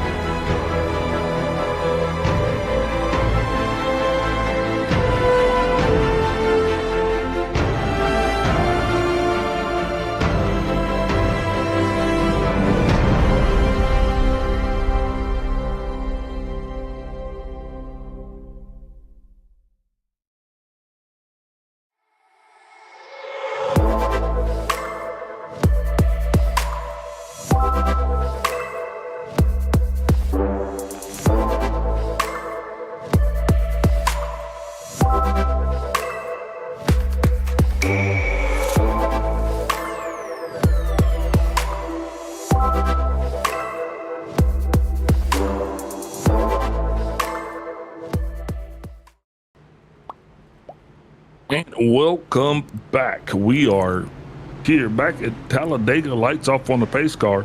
He's going to be getting up and out of the way pretty soon, and we'll be going back to green flag racing. What a caution we had there, my main man, Jake.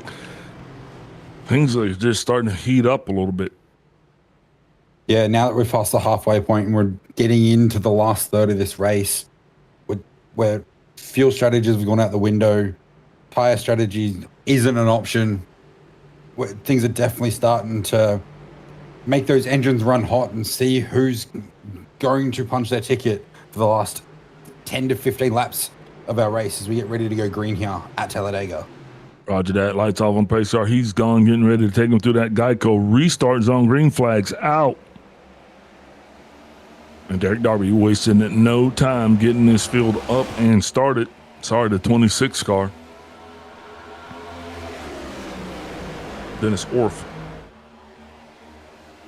Now that high line. What's it going to do? Will it be able? Will it be able to stand the test of time here? As cars are starting to shuffle up and down, getting ready to go back to 2x2. Everybody trying to figure out exactly where they fit in. You got one car, he's going to go way low down, not wanting any parts of it.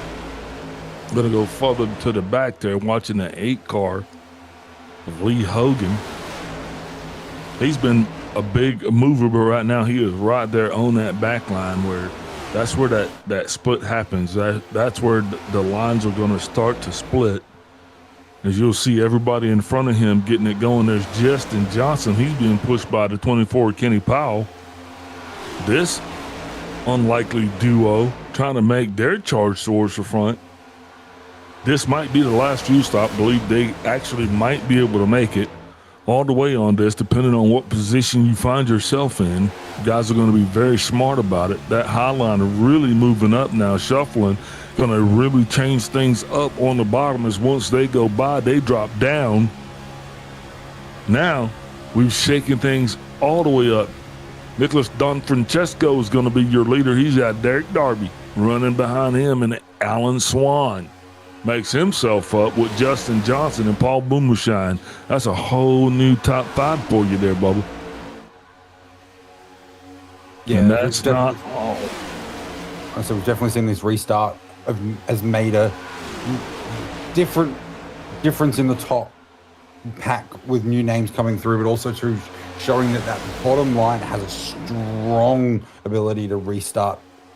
Roger that. Bottom line picking up real strong on that restart. Now they are dead by dead neck to neck, trying to make it prove which line is the groove. I think the top line is the faster line. Now, once these guys shuffle up, one by one, they're all dropping down, kind of going through the rotation. Now the bottom line starting to thin out again. Justin Johnson finally made his way back up. You gotta really love the tenacity of Justin Johnson as he was down almost to a full stop. Now he's back up here in the top 5, actually pushing as we go 3 wide yet again. The 20 car though, Don Francesco is determined that he is going to be out front. Now, this is fine and dandy so far, but there's a lap car that's going to be coming up in the fray, and these guys are going to have to navigate around that. And that's the one thing that I'm waiting to see, because that has been our Achilles heel tonight, if you will.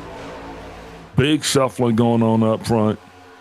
Guys going from the bottom to the top, trying to take the air off the nose. I'm telling you, that's when things get jiggy. They're getting jiggy with it. As we approach the last 40 laps of this race now. Did you, in that commercial break, Big Al, run down to pit lane and just put higher burning fuel in the cars? No, not me. They've definitely heated it up for the last 40 laps of this race. They're going to go side by side, nose to tail around here, punching those laps as we count down to the checkered flag.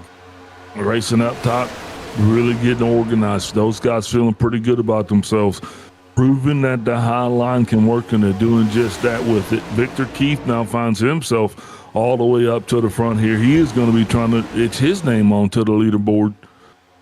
Lee Hogan also running up in the top 5, securing his position, and you're seeing that top breakaway pack very defined right now, and they are battling side by side, 2x2, side draft fully in effect, slingshot engaged. I got one more car. He is going to probably drop down, maybe take the blue car with him. Everyone's found their new dance partners for after this restart and just seeing what they can do, Well, which line they can push.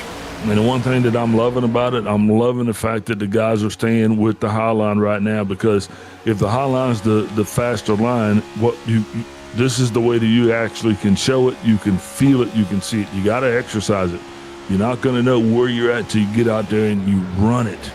And we're seeing that right now. They generally had a 3 to 4 car breakaway over that bottom line if they stay up and keep it organized. Now, I'll guarantee you that once we get down to the end of this thing, that's where the shifts are going to come from. It's going to come right there from the top line. Guys are going to be trying to break down the stop to run to take advantage of that momentum coming from the bottom line that you're seeing a car do right there. And look how much of an advantage that top line had right there before the 8 car comes down. Yeah, we're definitely seeing a flip script at the moment now. After all night, we've seen that bottom line just be charging ahead of that top line, where now we're seeing the roles reverse. So the top line charging well and truly above that low line, as we see a few cars still wanting to go from high to low or low to high, as that high line forges forward with Boomshine leading the way. Yeah, drivers going to be doing everything they can to try to figure out where it's going to be the dominant line. Right now, Highline is proven to be the one, but I'm guaranteeing once folks start to shuffle it up, that's where things are going to get different. Right now, you got Boomershine and Victor Keith, these two running together. They've been running together for the majority of this contest. I've seen them. They've been way in the back there hanging out, but now look at them. They drug their show all the way up front. They're the cars that everyone's talking about. Jeremy Higgins, he's going to be up here getting his shot in the top 5. And just like that, Tony Aluka, he's going to drop down. Tony's nose appears to be repaired. It was pretty sunk in earlier, but now seems to have its symmetrical shake back. And now he's going to be leading that bottom line, not actually doing too bad. Top line still organized, though, out to a 3-car breakaway. No one's yielding just yet. There's not many cars up top. I think 7 cars in this breakaway up top. Got 1 car in the middle coming back up. Now that's going to make things kind of 3 wide as they try to put it back together. Bottom line, trying to figure out anything it can, but not able to make any progress whatsoever on the high line. Now we got a car that's going to come down. As we see the 33 jump down in front of Ardaluca, just now wanting to lead that low line, with Boomershine still holding in front of Victor Keith on that top line as they now are side by side. Yeah, and the thing about this whole thing is the car that's leading the bottom line is none other than that of the 33 of Harold Crow. He was our pole sitter, but unfortunately, Harold, he's a lap down right now. Don't tell anybody, because if they were to find out that, hey, we got a lap car leading the pack, might change the way folks feel about it a little bit. I don't know how you feel about it. We don't have time to talk about it right now, but right now that's exactly what's happening. Highline still now, once again, trying to get reconstituted. These guys were fast enough. Now they're trying to get fast again. Yeah, that 33 of Harold Crow is definitely helping Idaluca, and the 70 of Higgins just make that bottom line strong again and pull away from that top line.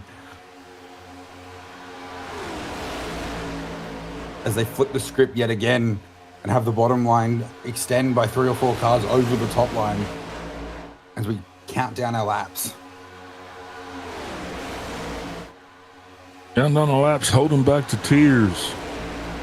Somebody's going to be heartbroken and somebody's going to win a bunch. That's the way it usually goes in Talladega. You know, it's kind of like, what does a tornado and divorce have in common in the South? Somebody's going to lose a trailer. Promise you that. We're banging it out here right now. Still watching my Highline buddies trying to get that horse reorganized now. Lap car going to be just out there ahead of these guys. Lap car going to be just out there ahead of these guys. You see what I did with that? I'll see you. Yeah, man. Looking at that Bush car there, the 3-0. That don't make you thirsty. I don't know what will. Sorry. I got distracted. Back down there on the racetrack, though. Tony Autaluca definitely loving what he's seeing Now he's got a guy that all he really has to do is just keep this guy in front of him and push him.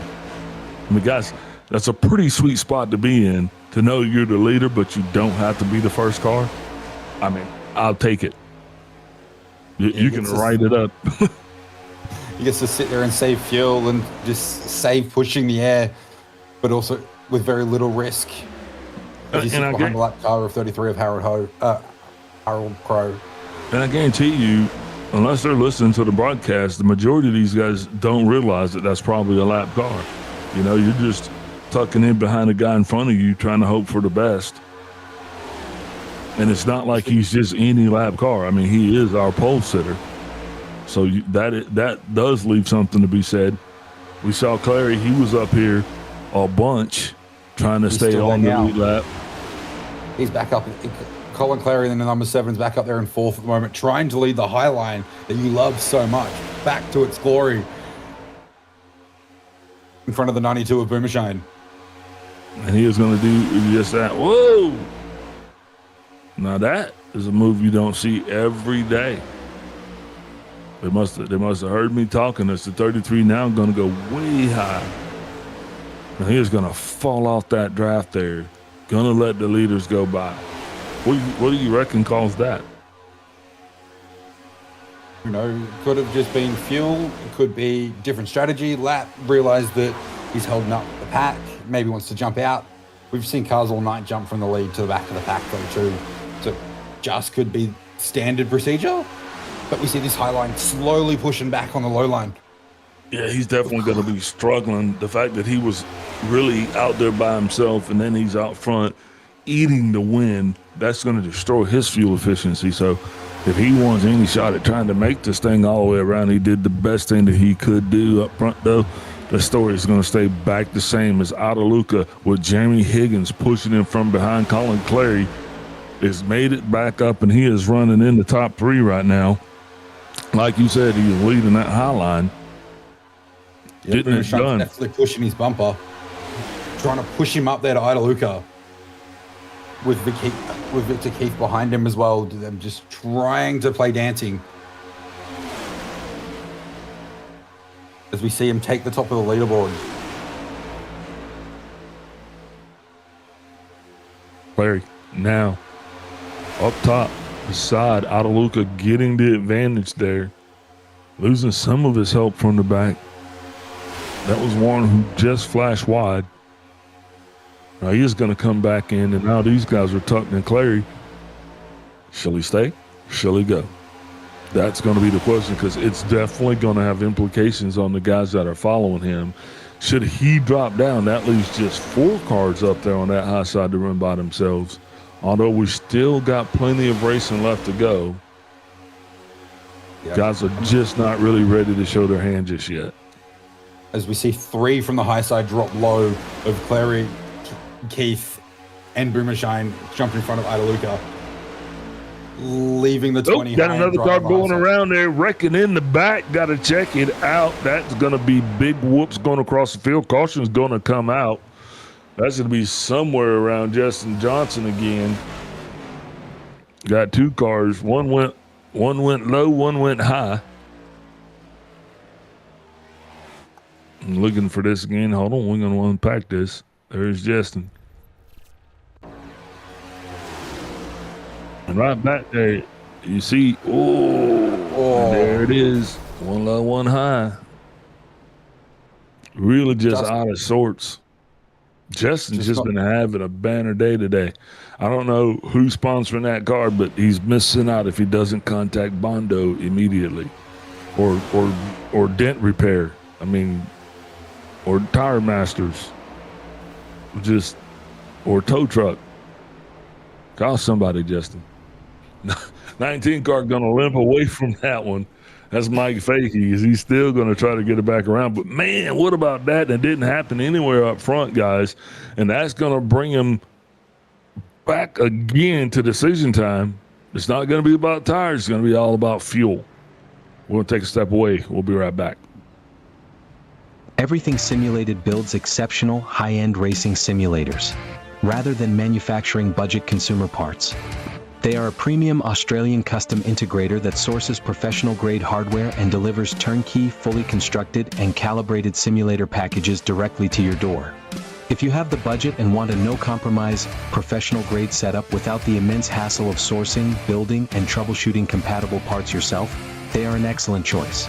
What makes their simulators great? Top-tier components. They build their rigs using premium, industrial-strength frames, like SimRigs and TrackRacer rigs, high-torque direct-drive wheelbases from Simagic, Cymacube, Conspit, Moza and Acetec in very realistic-feeling hydraulic and load cell pedal sets. Everything simulated. No hassle turnkey service. Building a high-end simulator is as complex as building a custom PC. They handle the entire process, including custom frame assembly, routing cables, configuring software, delivery, and in-home installation. Extreme immersion options. They offer advanced configurations that include quad-screen monitor setups, also specialized haptic feedback systems, which shake the pedals and mimic ABS brakes or engine rumble, and full D-Box/Dynamics motion platforms that physically tilt and move to replicate actual track G-forces. Choose everything simulated if you want a professional, race-ready cockpit.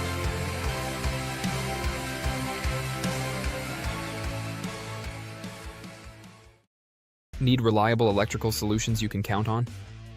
The UES group of companies has got you covered. From electrical installations and repairs through to all your compliance and tagging requirements, United Electrical and United Essential Solutions are here to help. Whether it's commercial electrical projects or home renovations, United Electrical can help make it happen.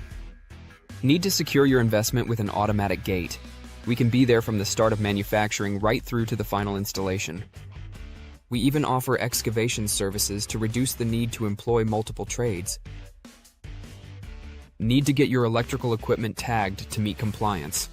Our United Essential Solutions team are here to help. Appliance tagging, emergency lighting, switchboard inspections, building compliance? Look no further than United Essential. UES Group is 100% Australian owned and operated. We pride ourselves on our customer service and commitment. Visit uestas.com.au or call 1-300-122-598 to learn more, or find us on Facebook and Instagram.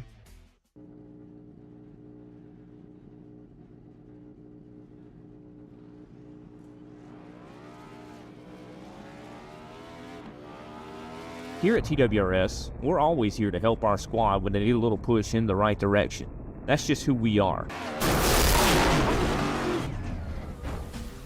We're a beautifully diverse group of goofballs dedicated to driving fake race cars as fast as possible. And we continue to push each other to the front using the power of nonsense. We have one of the strongest NASCAR programs on the service, and you can access it all for $24.99 a month. And we just released individual subscriptions for $14.99 a month for each NASCAR vehicle. We also just added a rallycross program, and our IndyCar program is taking off as well. So come join the weird side. We have speed and cookies. Cookies are not included in some locations.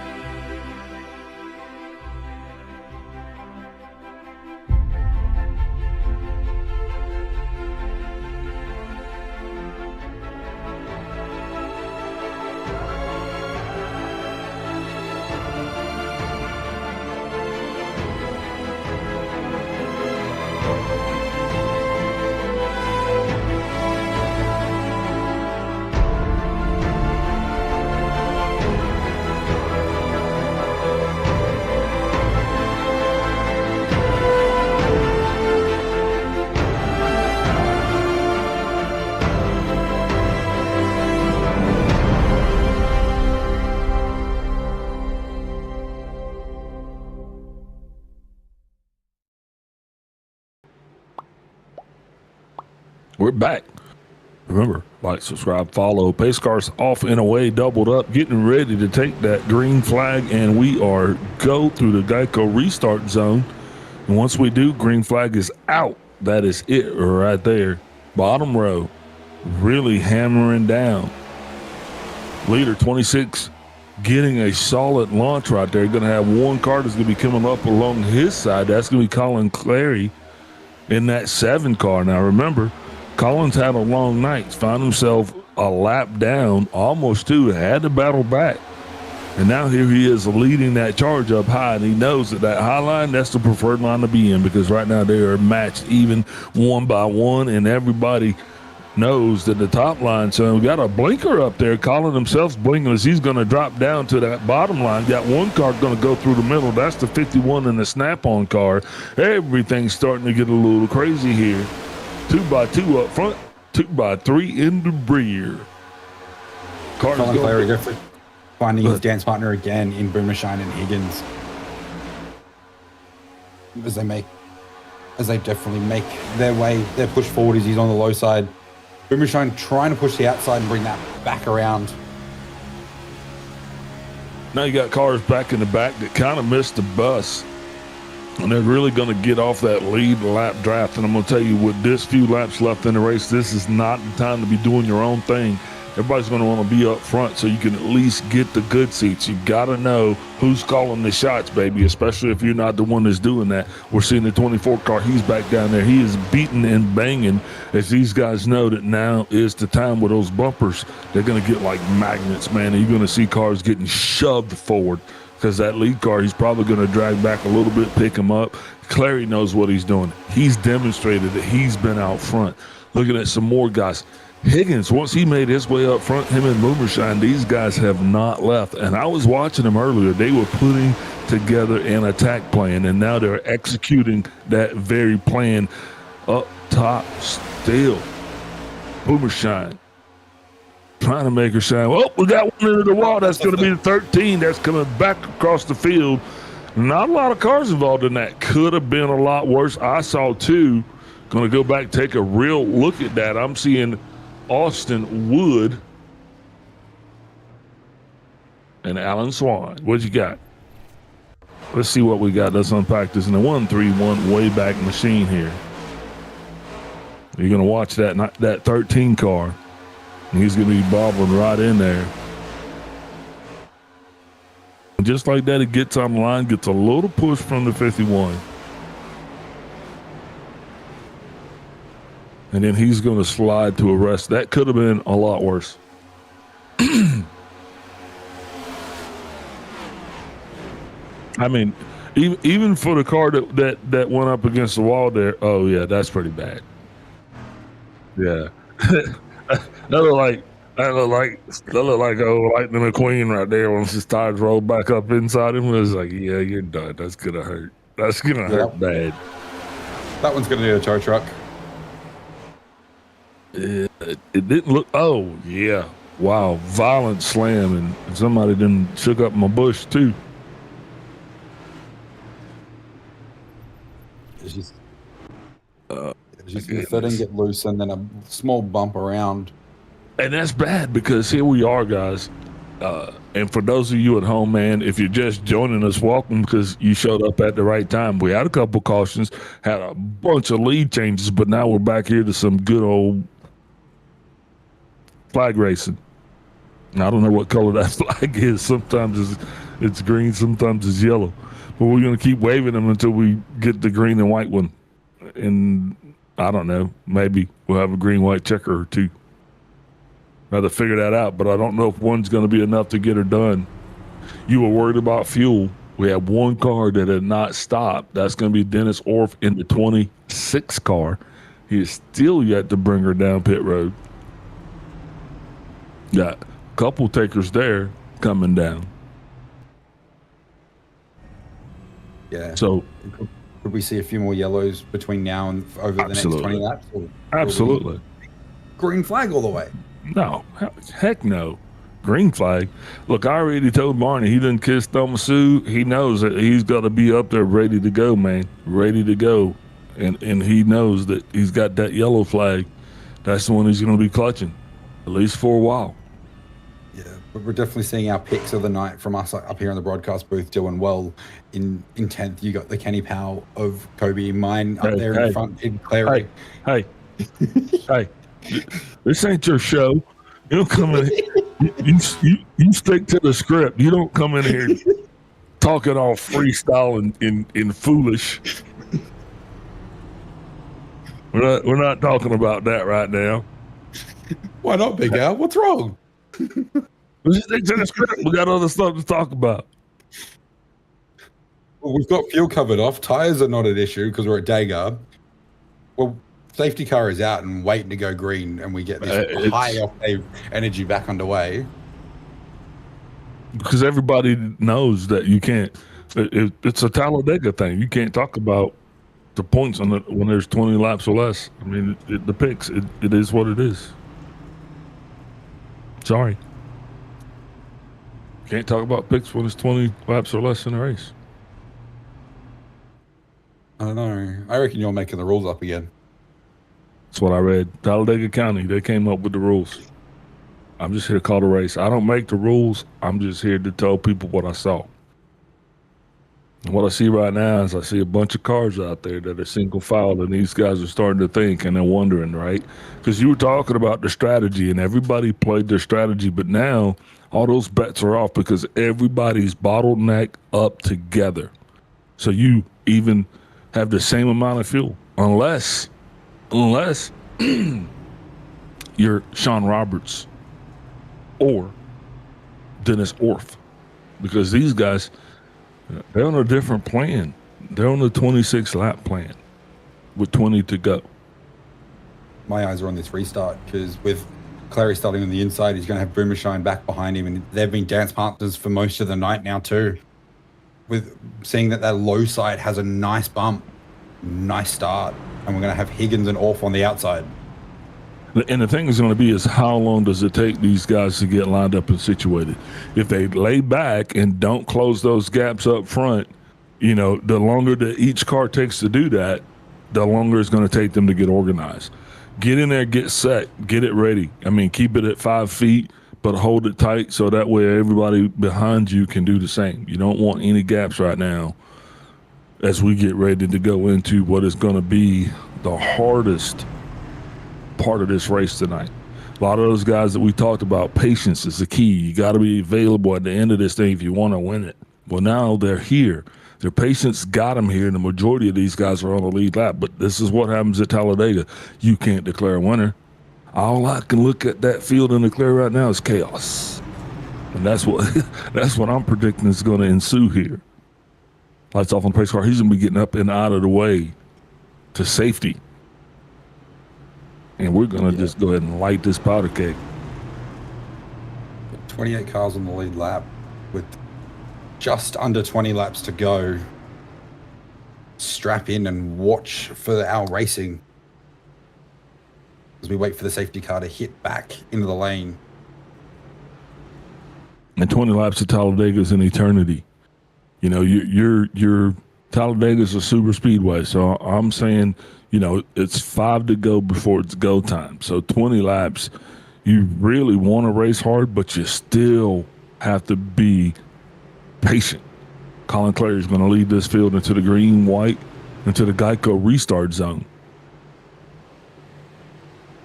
We're waiting patiently because here they come. Once again, restart. Clary, your guy. Clary on it, green flag's out. Drag race goes high, blocks the high line, leaves the low line. Clary on a different internet maintenance plan. These guys are on dial-up. He's gone. Just like that. Goes up top, brings top guys down, creates his own line, his own energy. Farther back in the line, still trying to they're trying to figure it out at this point. They're 3 wide. Yeah, Clary definitely finding his dance master in Higgins and Boomershine, but Boomershine getting caught in the middle of a 3 wide as the 3 wide slowly falls to the back as that high side tries to catch back up. The high side back out. Low side missed the memo. High side totally got up and got gone. Kenny Powell now pulling himself up. Going to be 3 wide right there. Back for what appears to be through 6th place. Slowly these guys are trying to figure it out. 1 car left up in the middle. 2 cars left in the middle. Leaders starting to bring it back down together. Back 2 by 2 we go. Clary's going to drop down to the bottom line. Boomershine sits up high. Powell's going to be pushing as he makes his way up into the top 5 for the first time tonight. Got to be feeling pretty good about that G&G stance. Also, we got Derek Darby. He has been hanging out up here as well. That Mobile 1 car is going to slide itself down, take the lead there on the bottom line. 3 cars wide now as Kenny Powell goes high around the outside. He is trying to make it work, trying to figure out what his speed cast is going to be. No one's going to be up there with him, so I guess he knows what his buddy plan is. He's now going to have to try to pull that back down there in line. But, man, these guys are taking, and there's not a lot of giving going on. It's not only the last 5 laps, Big Al, not the last 20. These guys are pushing hard and playing fair. Well, still, like I said, plenty of racing left to go, especially at a big track like Talladega. This isn't the time to kind of really get washed up in there in the melee. You really don't want to get socked in. Almost feel like I'm a little claustrophobic when it comes to being kind of in the back there. I need to be where I can breathe. That's just me. Some of these guys, though, they're going to have to tuck it up because some guys are going to get pushed and pulled, and there's nothing they can do about it. They're going to be nose to tail and just holding the wheel and hoping for the best. As we see Adaluka try and take that top side and bring it back. Oh, they go round. Adaluka's around. Across the start-finish line. His car taking a very hard pounce into the wall. They're still back there trying to get it together. Guys, this is not what we're doing. We can beat these cars together all night, but we're not going to make more cars. And that looks bad on the 6 car as we watch the replay here. Yeah, right there from that 1-3-1 way back machine. You see that 20 car. He's all over him, shoving him. Oh, and then right there, man, that's that side draft where he gets just sucked up and goes south. And that's just what happened. Harold Crow in the 33, he was the guy that started this thing on the pole. He's going to pick up a meatball flag. You'll see him right there. He's the guy that's on the other side of the Adaluka car. These guys back here still just trying to get their names mentioned on the radio. I mean, they were wrecking when the wrecking wasn't cool. But right here, one more time, you're going to see Adaluka right there.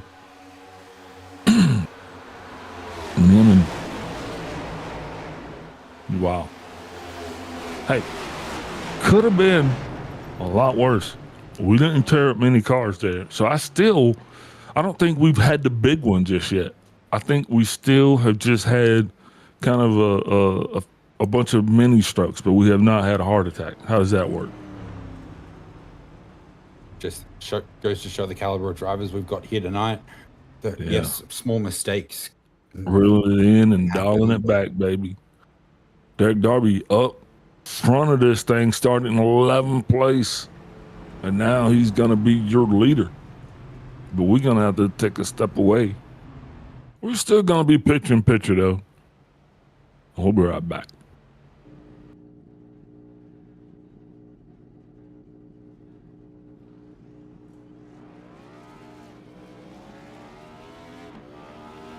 Here at TWRS, we're always here to help our squad when they need a little push in the right direction. That's just who we are. We're a beautifully diverse group of goofballs dedicated to driving fake race cars as fast as possible. And we continue to push each other to the front using the power of nonsense. We have one of the strongest NASCAR programs on the service, and you can access it all for $24.99 a month. And we just released individual subscriptions for $14.99 a month for each NASCAR vehicle. We also just added a Rallycross program, and our IndyCar program is taking off as well. So come join the weird side. We have speed and cookies. Cookies are not included in some locations.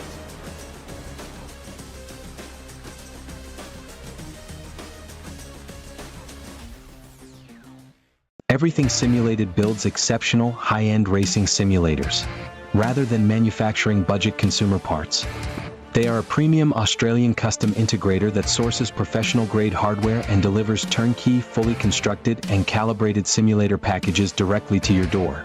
If you have the budget and want a no-compromise, professional-grade setup without the immense hassle of sourcing, building, and troubleshooting compatible parts yourself, they are an excellent choice. What makes their simulators great? Top-tier components. They build their rigs using premium, industrial-strength frames, like SimRigs and TrackRacer rigs, high-torque direct-drive wheelbases from Simagic, Simacube, Conspit, Moza and Acetec in very realistic-feeling hydraulic and load cell pedal sets. Everything simulated. No hassle turnkey service. Building a high-end simulator is as complex as building a custom PC. They handle the entire process, including custom frame assembly, routing cables, configuring software, delivery, and in-home installation. Extreme immersion options. They offer advanced configurations that include quad-screen monitor setups, also specialized haptic feedback systems, which shake the pedals and mimic ABS brakes or engine rumble, and full D-Box/Dynamics motion platforms that physically tilt and move to replicate actual track G-forces. Choose everything simulated if you want a professional, race-ready cockpit.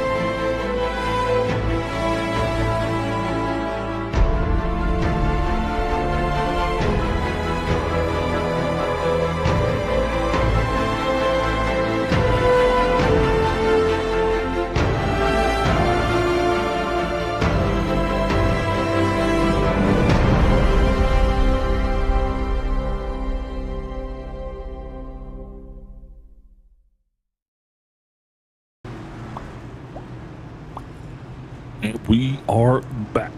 Don't forget, like, subscribe, follow. I still need help. And I'm not leaving until I get help or this race is over. Whichever comes first, guys. Look here. 120 laps, 107 of them done, 24 lead changes. Process that for a second. Pace car, lights out, he's gone. Stacking these things up, getting ready to go through that Geico restart zone, taking you green flag racing one more again. Going to try to get all of these laps in and maybe then some. Who knows? The Mobile 1 car, Derek Darby, he's going to be your leader.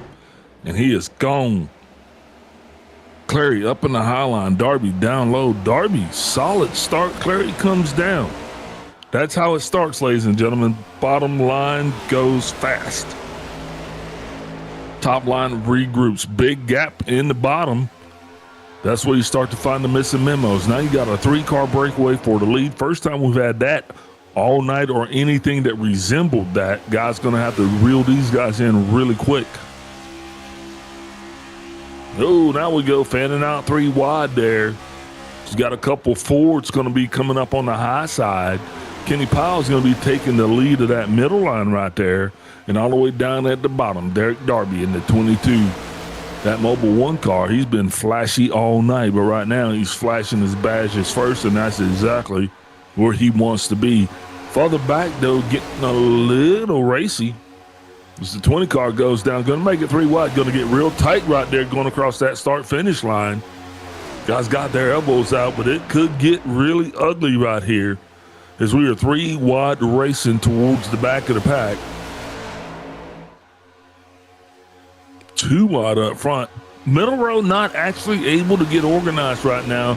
Now that top line is going to come down and they're going to intermingle again, making that middle line a little stronger, but you got two cars that are still going to be selling out for the high side. And you know what? It's that time of the race. It's the time of the race where we start to use those three definitive lanes here at Talladega.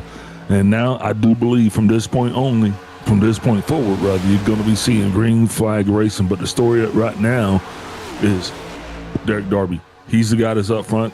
Colin Clary right behind him. Oh, that could have got sporty right there. Just right back in that spot there in the middle. That's where that break point's going to be. That's that choke point.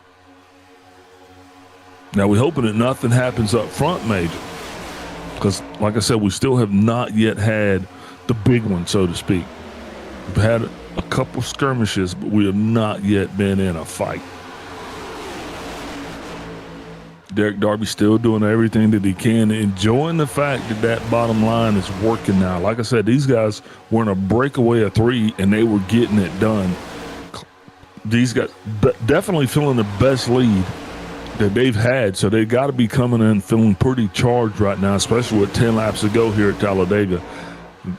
Still not quite go time, in my opinion. You still got guys that are going to be jockeying around back there, trying to get in where they fit in, trying to do anything they can just to gain a position. Kenny Powell right now, he is that guy, not liking what his car is offering him in line as they are slowly bobbing and weaving. Air is coming and going. Yeah, we're seeing the 19 of Fahey leading that top line at the moment, trying to push up to Darby and Clary at the front. We're also seeing Jacob Watson in the 12 car up in the top 5 for the first time tonight. Just pushing a little bit, but holding his nerve, waiting for the time to strike. Well, it's go time now. I'm going to go ahead and call it 9 laps to go. Got to see exactly how this thing's going to shake out. Had a couple guys that are on totally different strategies. Well, those guys are gone now. Sean Roberts, he is all the way back in 25th. And the other bandit, Dennis Orff, is all the way back in 18th. So whatever that strategy they were on, and it was weird because they had plenty of time to stop. I don't know why they didn't stop. I don't know if they were out of tires. Wish I had somebody I could talk to. Man, big whoops going through the field, big wiggles there as the 26 car's got to go way high to keep from running into the 55. That 55 car, Kyle Gomez, name we hadn't said at all tonight, but now we're going to go ahead and throw Kyle out there, give him a shout out. Also looking at that 77 car. This is where the 3-wide racing is. Up front, though, guys are just trying to do whatever they can, trying to make $1 out of 15 cents, they say. Trying to get any kind of ground to grab, but nothing given. Landlocked almost. It's like they're just speed blocked. Yeah, Darby and Clary still showing their dominance at the moment. Oh, Clary drives that tie line high. He definitely comes out, pushes the high line way high. Reckon in the back, the 77 car is getting with the double nickel, I do believe.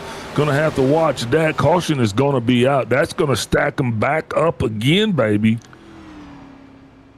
77 and the 55 tangling up. We'll look at that again in that 131 Wayback Machine. Take a look at it for you. See if we can unpack it. Don't you, Jake?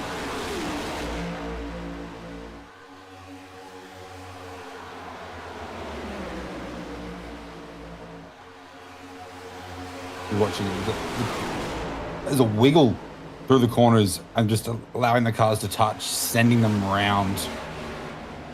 Just close side drafting.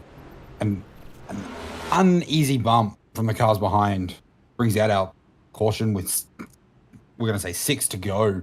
Yeah, that means we're going to be 4 to go here once the green flag, or 3 to go once the green flag flies. So that's what we're going to be watching out for. I think we're going to be 3 to go here when we get the green. 3 to 4 lap dash. This restart's going to be the key. You've got to, out of all the restarts of the night, this is the one you want to get right. You want to make sure that you're hitting your right gear, pedals to the metal at the right time, bumping your teammate, you're playing with your dance partner. You've got to get it right. I say every green flag from here on out. You're going to have to be spot on, especially if you're going to be up front. The guys in those first 5 rows have got to be dialed in, and as soon as they feel the car in front of them, even think about slamming, they got to be in the gears. If you're sitting back and you're resting, that's going to cause big whipples through the field. And we saw how hard it was for them to catch that 3-car breakaway that when Clary took off from the last time, because Clary, Darby, they were gone. And there was no way that the field were going to actually be able to, and they felt that and they took notice. And so I guarantee you they're going to be trying to duplicate that action here on this next restart. Light's going to be going off on the pace cars. Time to double them up as we're getting ready to bring you the most exciting laps here yet as we are coming to you live from Talladega.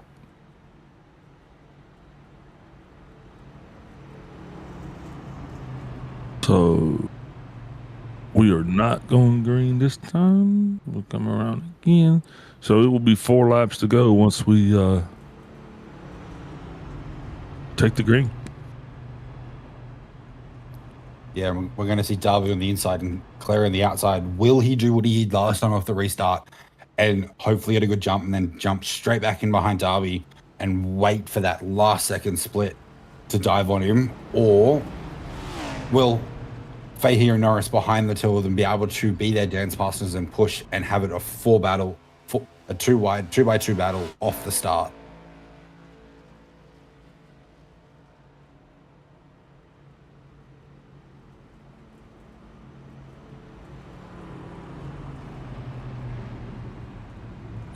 Them and stack them.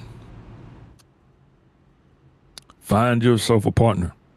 A lot of guys came here with dance partners. Those guys might not be here now. So key's going to be where you're going to be, who you're going to be with, who's going if you go, who is going to be the guy, who you pushing, who's pushing you, who do you not want pushing you, who do you not want to push. I mean, all of these things are going, because you can't push everybody. I mean, I'm going to be totally honest with you. For those of you at home, I'll say that so you can understand it again. You can't push everybody. Some people just aren't pushable. You try to push some folks and they just, they start doing all different kind of dances that you're not prepared for. Looking at the nose of that 6 car, he's been doing some pushing, man. Yeah, you've got to be careful with your pushes too. You've got to know when to time it. You don't want to push them as the car's unsettled. It could unsettle the car further, and we could see some dancing solo cars around. You want to make sure that you're getting it with that car. That push is effective, because that could also make and break. Yeah, definitely got to be squared up. Light's going to be off on the pace car. Going to be doubling up here, getting ready to go back. Green flag racing. And it's going to be 4 to go. Be 3 to go when we come around at the line. We're going to have a 3-lap sprint to the finish. Fuel is good. Tires are good. Well, it's going to be a 1-lap dash, because the key is going to be on lap 3. They got to make it around at least until they get the white flag. So that's 2 solid laps to get to the white flag. Then that's a tall order. Because now all bets are off. This is what you came for. If you are in the top whatever, if you're on a lead lap, this is your race. But you got to go take it. It's not going to come to you. It's not going to fall in your lap. They're not going to let you pass everybody and go to the front.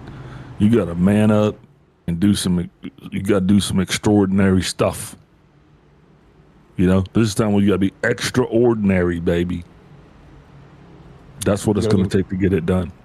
You got to be the top 6 when that white flag flies. You want to be within that top 6. 3x2 cars.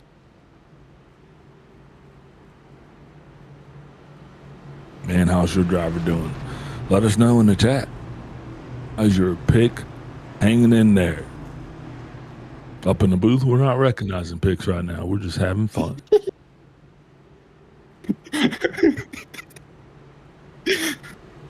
As we're getting ready to go green here, pace car lights are out. It's about to hit the lane. We've got Clary alongside Darby, Fahey alongside Norris, Watson alongside Blaze as we go to the restart zone. Darby lining it up, Clary on the outside, waiting on the word. This is going to be the most important restart of the race thus far. Bigger than even the start. Green flags out and we're underway. Darby. Oh, we're wrecking at the start-finish line. That's going to bring out no caution yet. No caution yet. No caution yet. We're still in the green flag races. We're still racing. We're racing back. Oh, there's the caution. Caution out now. That's going to change everything. That's going to send us into that extra time, that overtime, that right there, which means we're going to be utilizing our first green-white checker here. 131 way back machine. You see exactly what took place there. Couple cars just really missing it on the restart. Now, I don't know. We can go back and look at the car right there that just came into that bottom fray. Did he spin it on the restart? Yeah. Did he spin that? In the Busch car, huh? Was that in the Busch car? 70 definitely got low and was a pinball across all of them. As you said, the two cars go below the double yellow line early on. Well, we had a couple guys, remember, that didn't pit. So I was just wondering if one of those guys were the guys that were out on old tires, that kind of caused that calamity. But not all of our non-pitters are pitters now.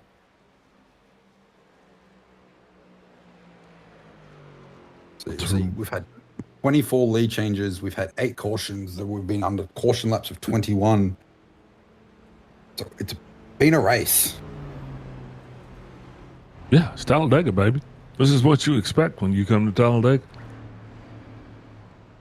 You gotta. I mean, it is what it is. If you win here, you won here. You didn't. They didn't give it to you. No, man. This is not a race. This is Talladega.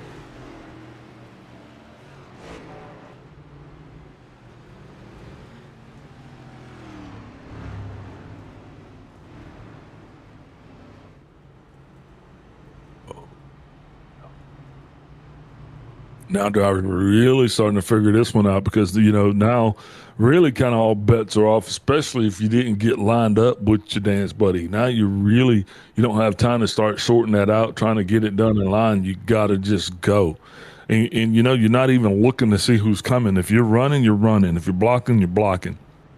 No hesitation, baby. You got to go for it. I mean, it's like when you see the gap, if you're not in the gap, you're done. You can't even think about it.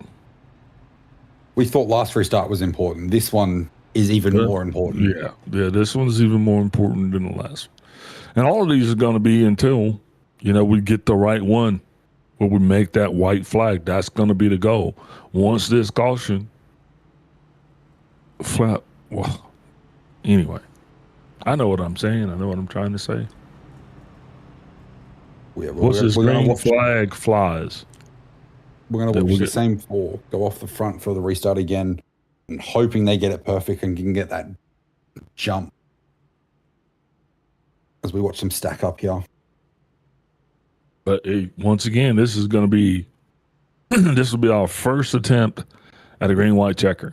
The first attempt. If you could, please, Jake, try to find out how many attempts we get at green-white checkers.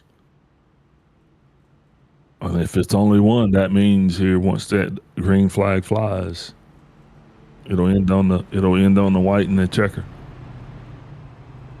So no matter what happens, if folks are wrecking, crying, whining, or on fire, we're still not going to stop till we cross the start finish line. Yeah. So the session for our Lone Star Racing only allows 2. So we'll get this one and maybe one more. Okay. But after that, we go to that checkered flag. And like I said, I'm not sure how that's going to play out. We still got guys that are out there. Look, Sean Roberts in the one car, he still hasn't pit yet. Mr. Roberts He's still out there. Oh, nope, he's on pit road. Sorry. He's beyond pit road. Don't listen to me, guys. They don't tell me anything. No, that's right. We'll just let you go sunbake for a while, Big Al. Sunday? Sunbake. You know, lay out, watch the sun. Yeah. That's exactly where I need to be, buddy. We'll watch the race. You can go sunbake. Yeah, there you go. And then we'll all meet up for ice cream. Lights off on the pace car. We are doubling them up here, going at your first attempt at a green-white checker. The 22 car, Derek Darby, that's been the star. He has been the guy that's been on that bottom line, leading us through the last 2 restarts. But now, Colin Clary, he's going to be up high, and I think that's the guy you got to be watching out for. He is hoping that the guys behind him really don't miss the movement and kind of give him that push that he's expecting. Or that he's really dependent upon the push.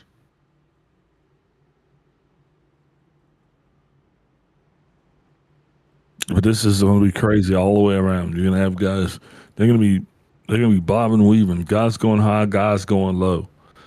All of these guys that are the super speedway heroes are going to start to emerge. I'm looking for guys honestly, right around there in the middle of the pack there, somewhere between 7th and 11th. These guys are going to be probably the guys that are going to have the best shot at winning this thing. Maybe even a little further back. Yeah, you've got Blaze in there at 5th. Watson's in 6th. Greywell, we haven't spoken much about tonight, 7th. Heron in 8th and Logan in 9th. Don Francisco goes back to 10th as we get ready to go green here. But then again, if Clary and Darby are respectful, then no doubt the race will be won up front. Because one of these two is going to end up pushing the other one. Pace car off and away. Coming through that Geico restart zone. We're getting ready to take this thing clean and green. Going to do this one more time here, at least. Coming through the Geico restart zone, waiting on Derek Darby. Darby's engaged, green flags out. He is on that loud pedal and gone. The 7th car, solid restart, but he is more lined up with number 2 cars already breaking low, jockeying for position. Clary now up top, clear. Got a blinker right there in the mix with the 88 car. Going to be watching him, but Clary right now, he is side drafting, trying to do what he can to keep his position as he waits on back up from the top line. Top line now going to go 3 wide here for the first time tonight. That high one, oh, look.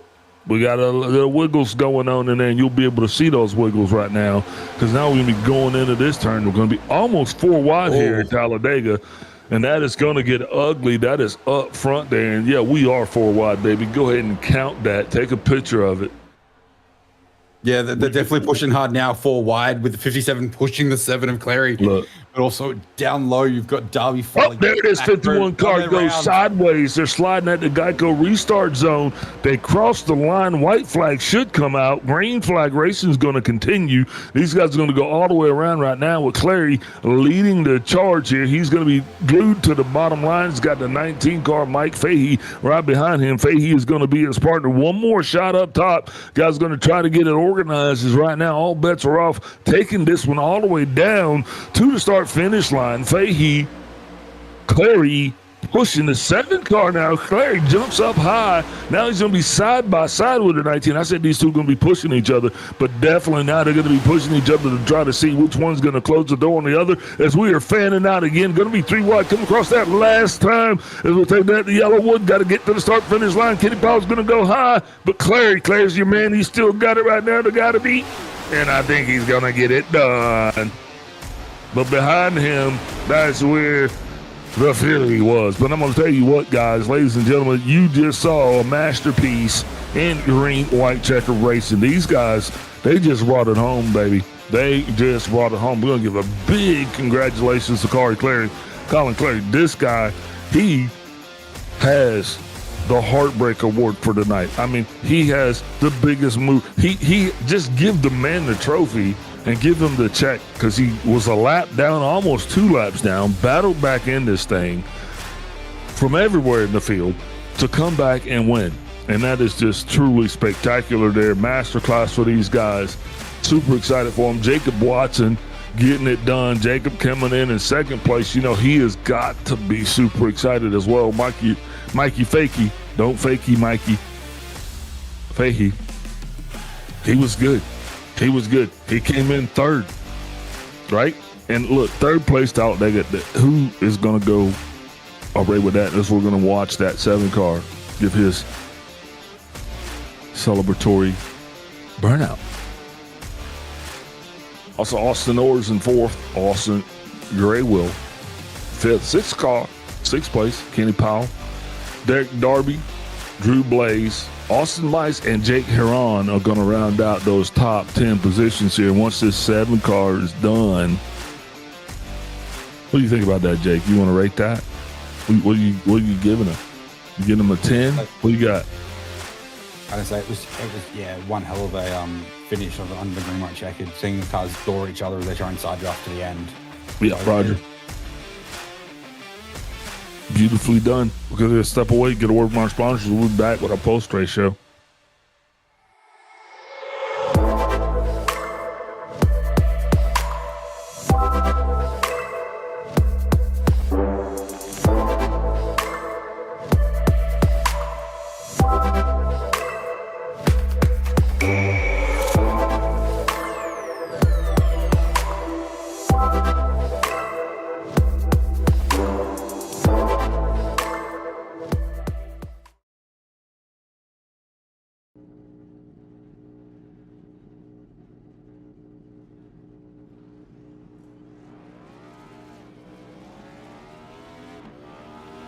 Here at TWRS, we're always here to help our squad when they need a little push in the right direction. That's just who we are. We're a beautifully diverse group of goofballs dedicated to driving fake race cars as fast as possible. And we continue to push each other to the front using the power of nonsense. We have one of the strongest NASCAR programs on the service, and you can access it all for $24.99 a month. And we just released individual subscriptions for $14.99 a month for each NASCAR vehicle. We also just added a Rallycross program, and our IndyCar program is taking off as well. So come join the weird side. We have speed and cookies. Cookies are not included in some locations.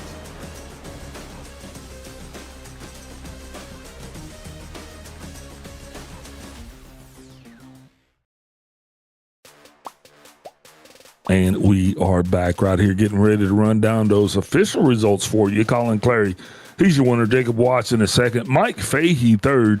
4th place, Austin Norris. 5th place, Austin Grewell. Kenny Powell in 6th. 7th place is going to be Derek Darby, Drew Blaze in 8th. Austin Mice and Jake Heron round out the top 10. Coming in on 11th, you've got Paul Boomershine 12th. Daniel Miglin 13th. Kyle Gomez 14th. Daniel Higgins 15th, you'll have Scotty Larson. 16th, Austin Wood. 17th, Victor Keith. 18th, Jordan Taylor. 19th, Lee Hogan. And rounding out your top 20 is Caden Watts.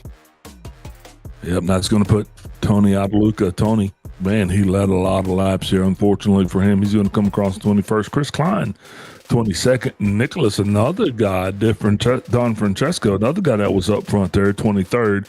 Mike Higgins, 24th. Colin Reich is going to be in 25th. Sean Roberts, 26th. Dennis Orff, 27th. Jeremy Higgins in 28th. Harold Crow, 29th. And Alan Swan round out the top 30. In 31st, you'll have Justin Johnson, who had a hard night. And then 32nd, you'll have Brian Mees. 33rd, you'll have Chris Lannis. 34th, you'll have Ken Couch. 35th, Paul Olson. 36th, Greg Wyszynski. 37th, Chris Coleman, rounding out your field. And 38th, Tyler Freeman. Man, Chris Coleman, 37th. Man, that's going to do that. Now it's time to get on to the more personal issues here. We're going to start our interviews. I do believe we got Michael Fahey is going to be joining them. Mike Fahey, Big Al up in the booth. You got me? Yes, sir. How are you guys? Hey, man. Mike, how's it going there, boss? Well, it's 3 weeks into the season. It's my 3rd time talking to you guys, so can't be too mad at it. But yeah, I know. That's like the things that you do to talk to me, right? But look, man, Talladega, this place is a crapshoot at best. You never know how it's going to go. You might get the crazies, you might get the fasties, you might get the whoopsies, but you came out here, started third, finished third. That's an undertaking in itself. How was it? Yeah, I think we had all the things that you mentioned there. We had the crazies and the whoopsies, and we had everything. Yeah, I don't know. I can't be upset about a third. I want to win one of these things, one of these weeks, but it was a great race. I'm glad that we're getting all these cars out here. Good car counts every week, and broadcasts are getting better every week. But yeah, can't be mad at starting third and finishing third at Talladega with, I think, like a 6X, so I'll take it. Yeah, man, you can't beat that at all. Feeling pretty good for you, man. So next week's going to be a little different. Still same state, a little bit down the road, but going to be a lot different track. What are you thinking? Oh, I have no idea. I don't get a whole lot of practice during the week, and I almost get no practice during the week. So, yeah, we'll show up and see how we do and try to stay out of trouble and try not to make too many enemies. Well, no pressure, but, you know, it could go for 4 for 4. You know what I mean? Let's just think about it.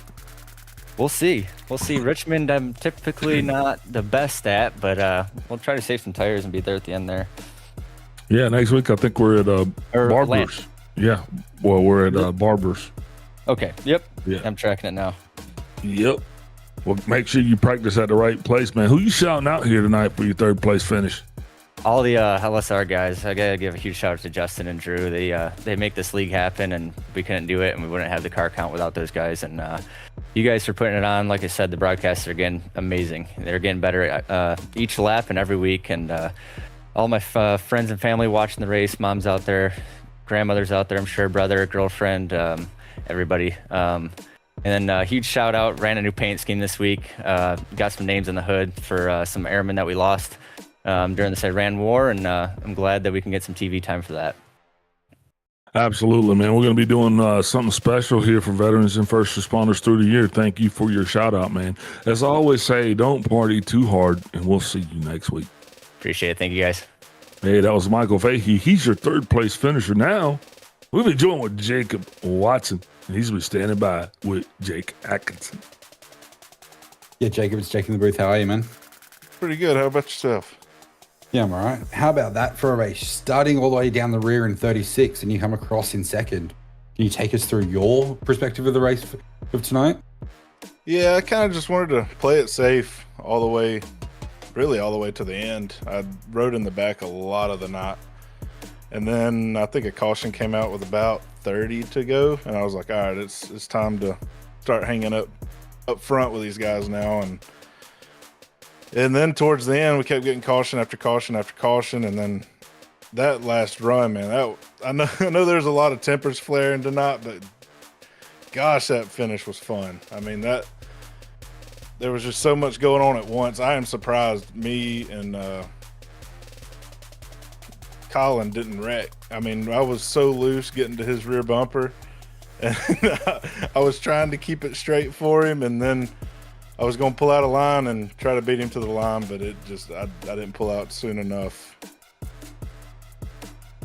Yeah, no, it was definitely amazing to watch up here in the booth, especially, seeing you get just that slightest little bit of wiggle pushing Colin to the end with Fahey on your inside and drive through the field.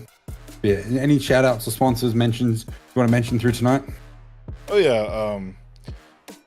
First off to the team, DNF Racing, the league, the admins, the people that put this on. It's a really fun league. I enjoy it a lot. You guys for broadcasting it, TCW Construction, Fountain City Landscaping, and my Tyler Chase on for doing the wrap for me. And yeah, I think that's going to be it. Well, it's definitely good talking to you again for another week up here in the booth. Hopefully we'll see you again next week. Hopefully so. I look forward to it. That was our second place finisher, Jacob Watson, in the 12 car. Next, we have our winner, Colin Clary, in the 7. Over to you, Big Al. Hey, Colin, Big Al up in the booth. How you doing? Man, I don't know. I think this is starting to become a little bit of a thing here. I guess when you're hot, you're hot. So I think they're chasing you and you're chasing me. To be honest, I can't believe anyone pushed me. I figured I was going to get left out to dry after winning the first 2 races of the year. But well, you know what? Let's talk about this race right here, because this was not given to you. Finding yourself by yourself initially in this race, so much to the tune that you were actually a lap down, but the leaders picked you up. They kind of drug you with them, and you were able to come back around this thing. Talk us through it, man. What was that like? It was pretty miserable, I'm not going to lie. I was almost 2 laps down at one point, just kind of running by myself and one hand on the wheel board out of my mind. But got a caution, got the lucky dog, and from there it was just trying to work your way through the wrecks. I almost got caught up in like 4 of them, but like I said, I guess when you're hot, you're hot. And when they were lapping me the first time, I told myself I wasn't going to make it easy, and I don't think I did. So yeah, and there's one thing, I'd be remiss if I didn't ask you about your fakie, or I don't know what you were doing. Can you explain to us what happened there? You're a lap down, pit road's open. You stay out because you're supposed to. Yeah, go ahead. Tell us what happened there. So my thought process was, it looked like the leader was going to stay out. And if the leader stays out, I don't wave. So I might as well go and take fuel if I don't get the wave. And then when I went to pit, the leader decided he wanted to pit. I don't know if he didn't realize I was a lap car or what, but so then when he goes into the pits, well, I need to get the wave around. And so I drove out and turned myself off of someone's nose. Luckily, no harm, no foul. Nobody got too hurt. But yeah. Man, that was awesome. But I'm going to tell you what, Colin, man, just a pleasure to watch you week in, week out. I mean, a true professional in the way you tackle these tracks, whether they're road or whether they're plate. I mean, it's just, there's something to be said. 3 races in, 3 races won. Next week, we're headed to Barber, right? It's going to be right down the road from where we're at here. It's going to be a road course, right? What can we expect from you? Are you going to be able to pull this off for a 4th unprecedented win? I believe we're at Atlanta next. Yeah, we're at Old Atlanta. How did we go to? We should be at a road course. Okay, Old Atlanta it is. Yeah, Old Atlanta. I love a good intermediate, tire saving, heavy tire wear. That's where I shine. So looking forward to it. All right, man. Looking forward to. Who you shouting out here for your overall dominant performance in the Lone Star League here? Well, shout out to everyone at the front there in the last green white checkered. That was incredible. Honestly, that finish was awesome. Hopefully it was as fun to watch as it was to be a part of. And Drew and Justin, as always, for putting this on, and then you guys for the broadcast. Hey, man, congratulations to you again for doing what you did and making it look as good as you did, right? As I always say, yeah, man, as I always say, don't party too hard, brother. We'll see you next week. Thank you. Have a good one, guys. All right, that was Colin Clary, your winner yet again. Winner chicken dinner. So, Jake, as we get ready to wrap up Talladega and push on down the road, what are your final thoughts here for what we just witnessed? I want to go racing again. Ready for next week, ready to see what it brings out. Hopefully some more good, hard racing. Great finish there to the end. Strategy didn't play into it. Just the restarts, and they made it count when it counted. Indeed. I want to give a shout out to all of our sponsors: Insult Lane Productions, UES Burlington Motor Group, Fall In, 131 Radio Network, Retro, TWRS, and anybody else that's out there that I missed, man. Appreciate you guys for tuning in and bearing with us as we got through our 3rd week. Probably think it's one of our best. You can let us know if we can do better. All you got to do is tune in next week. Till then, this is Big Al. We out.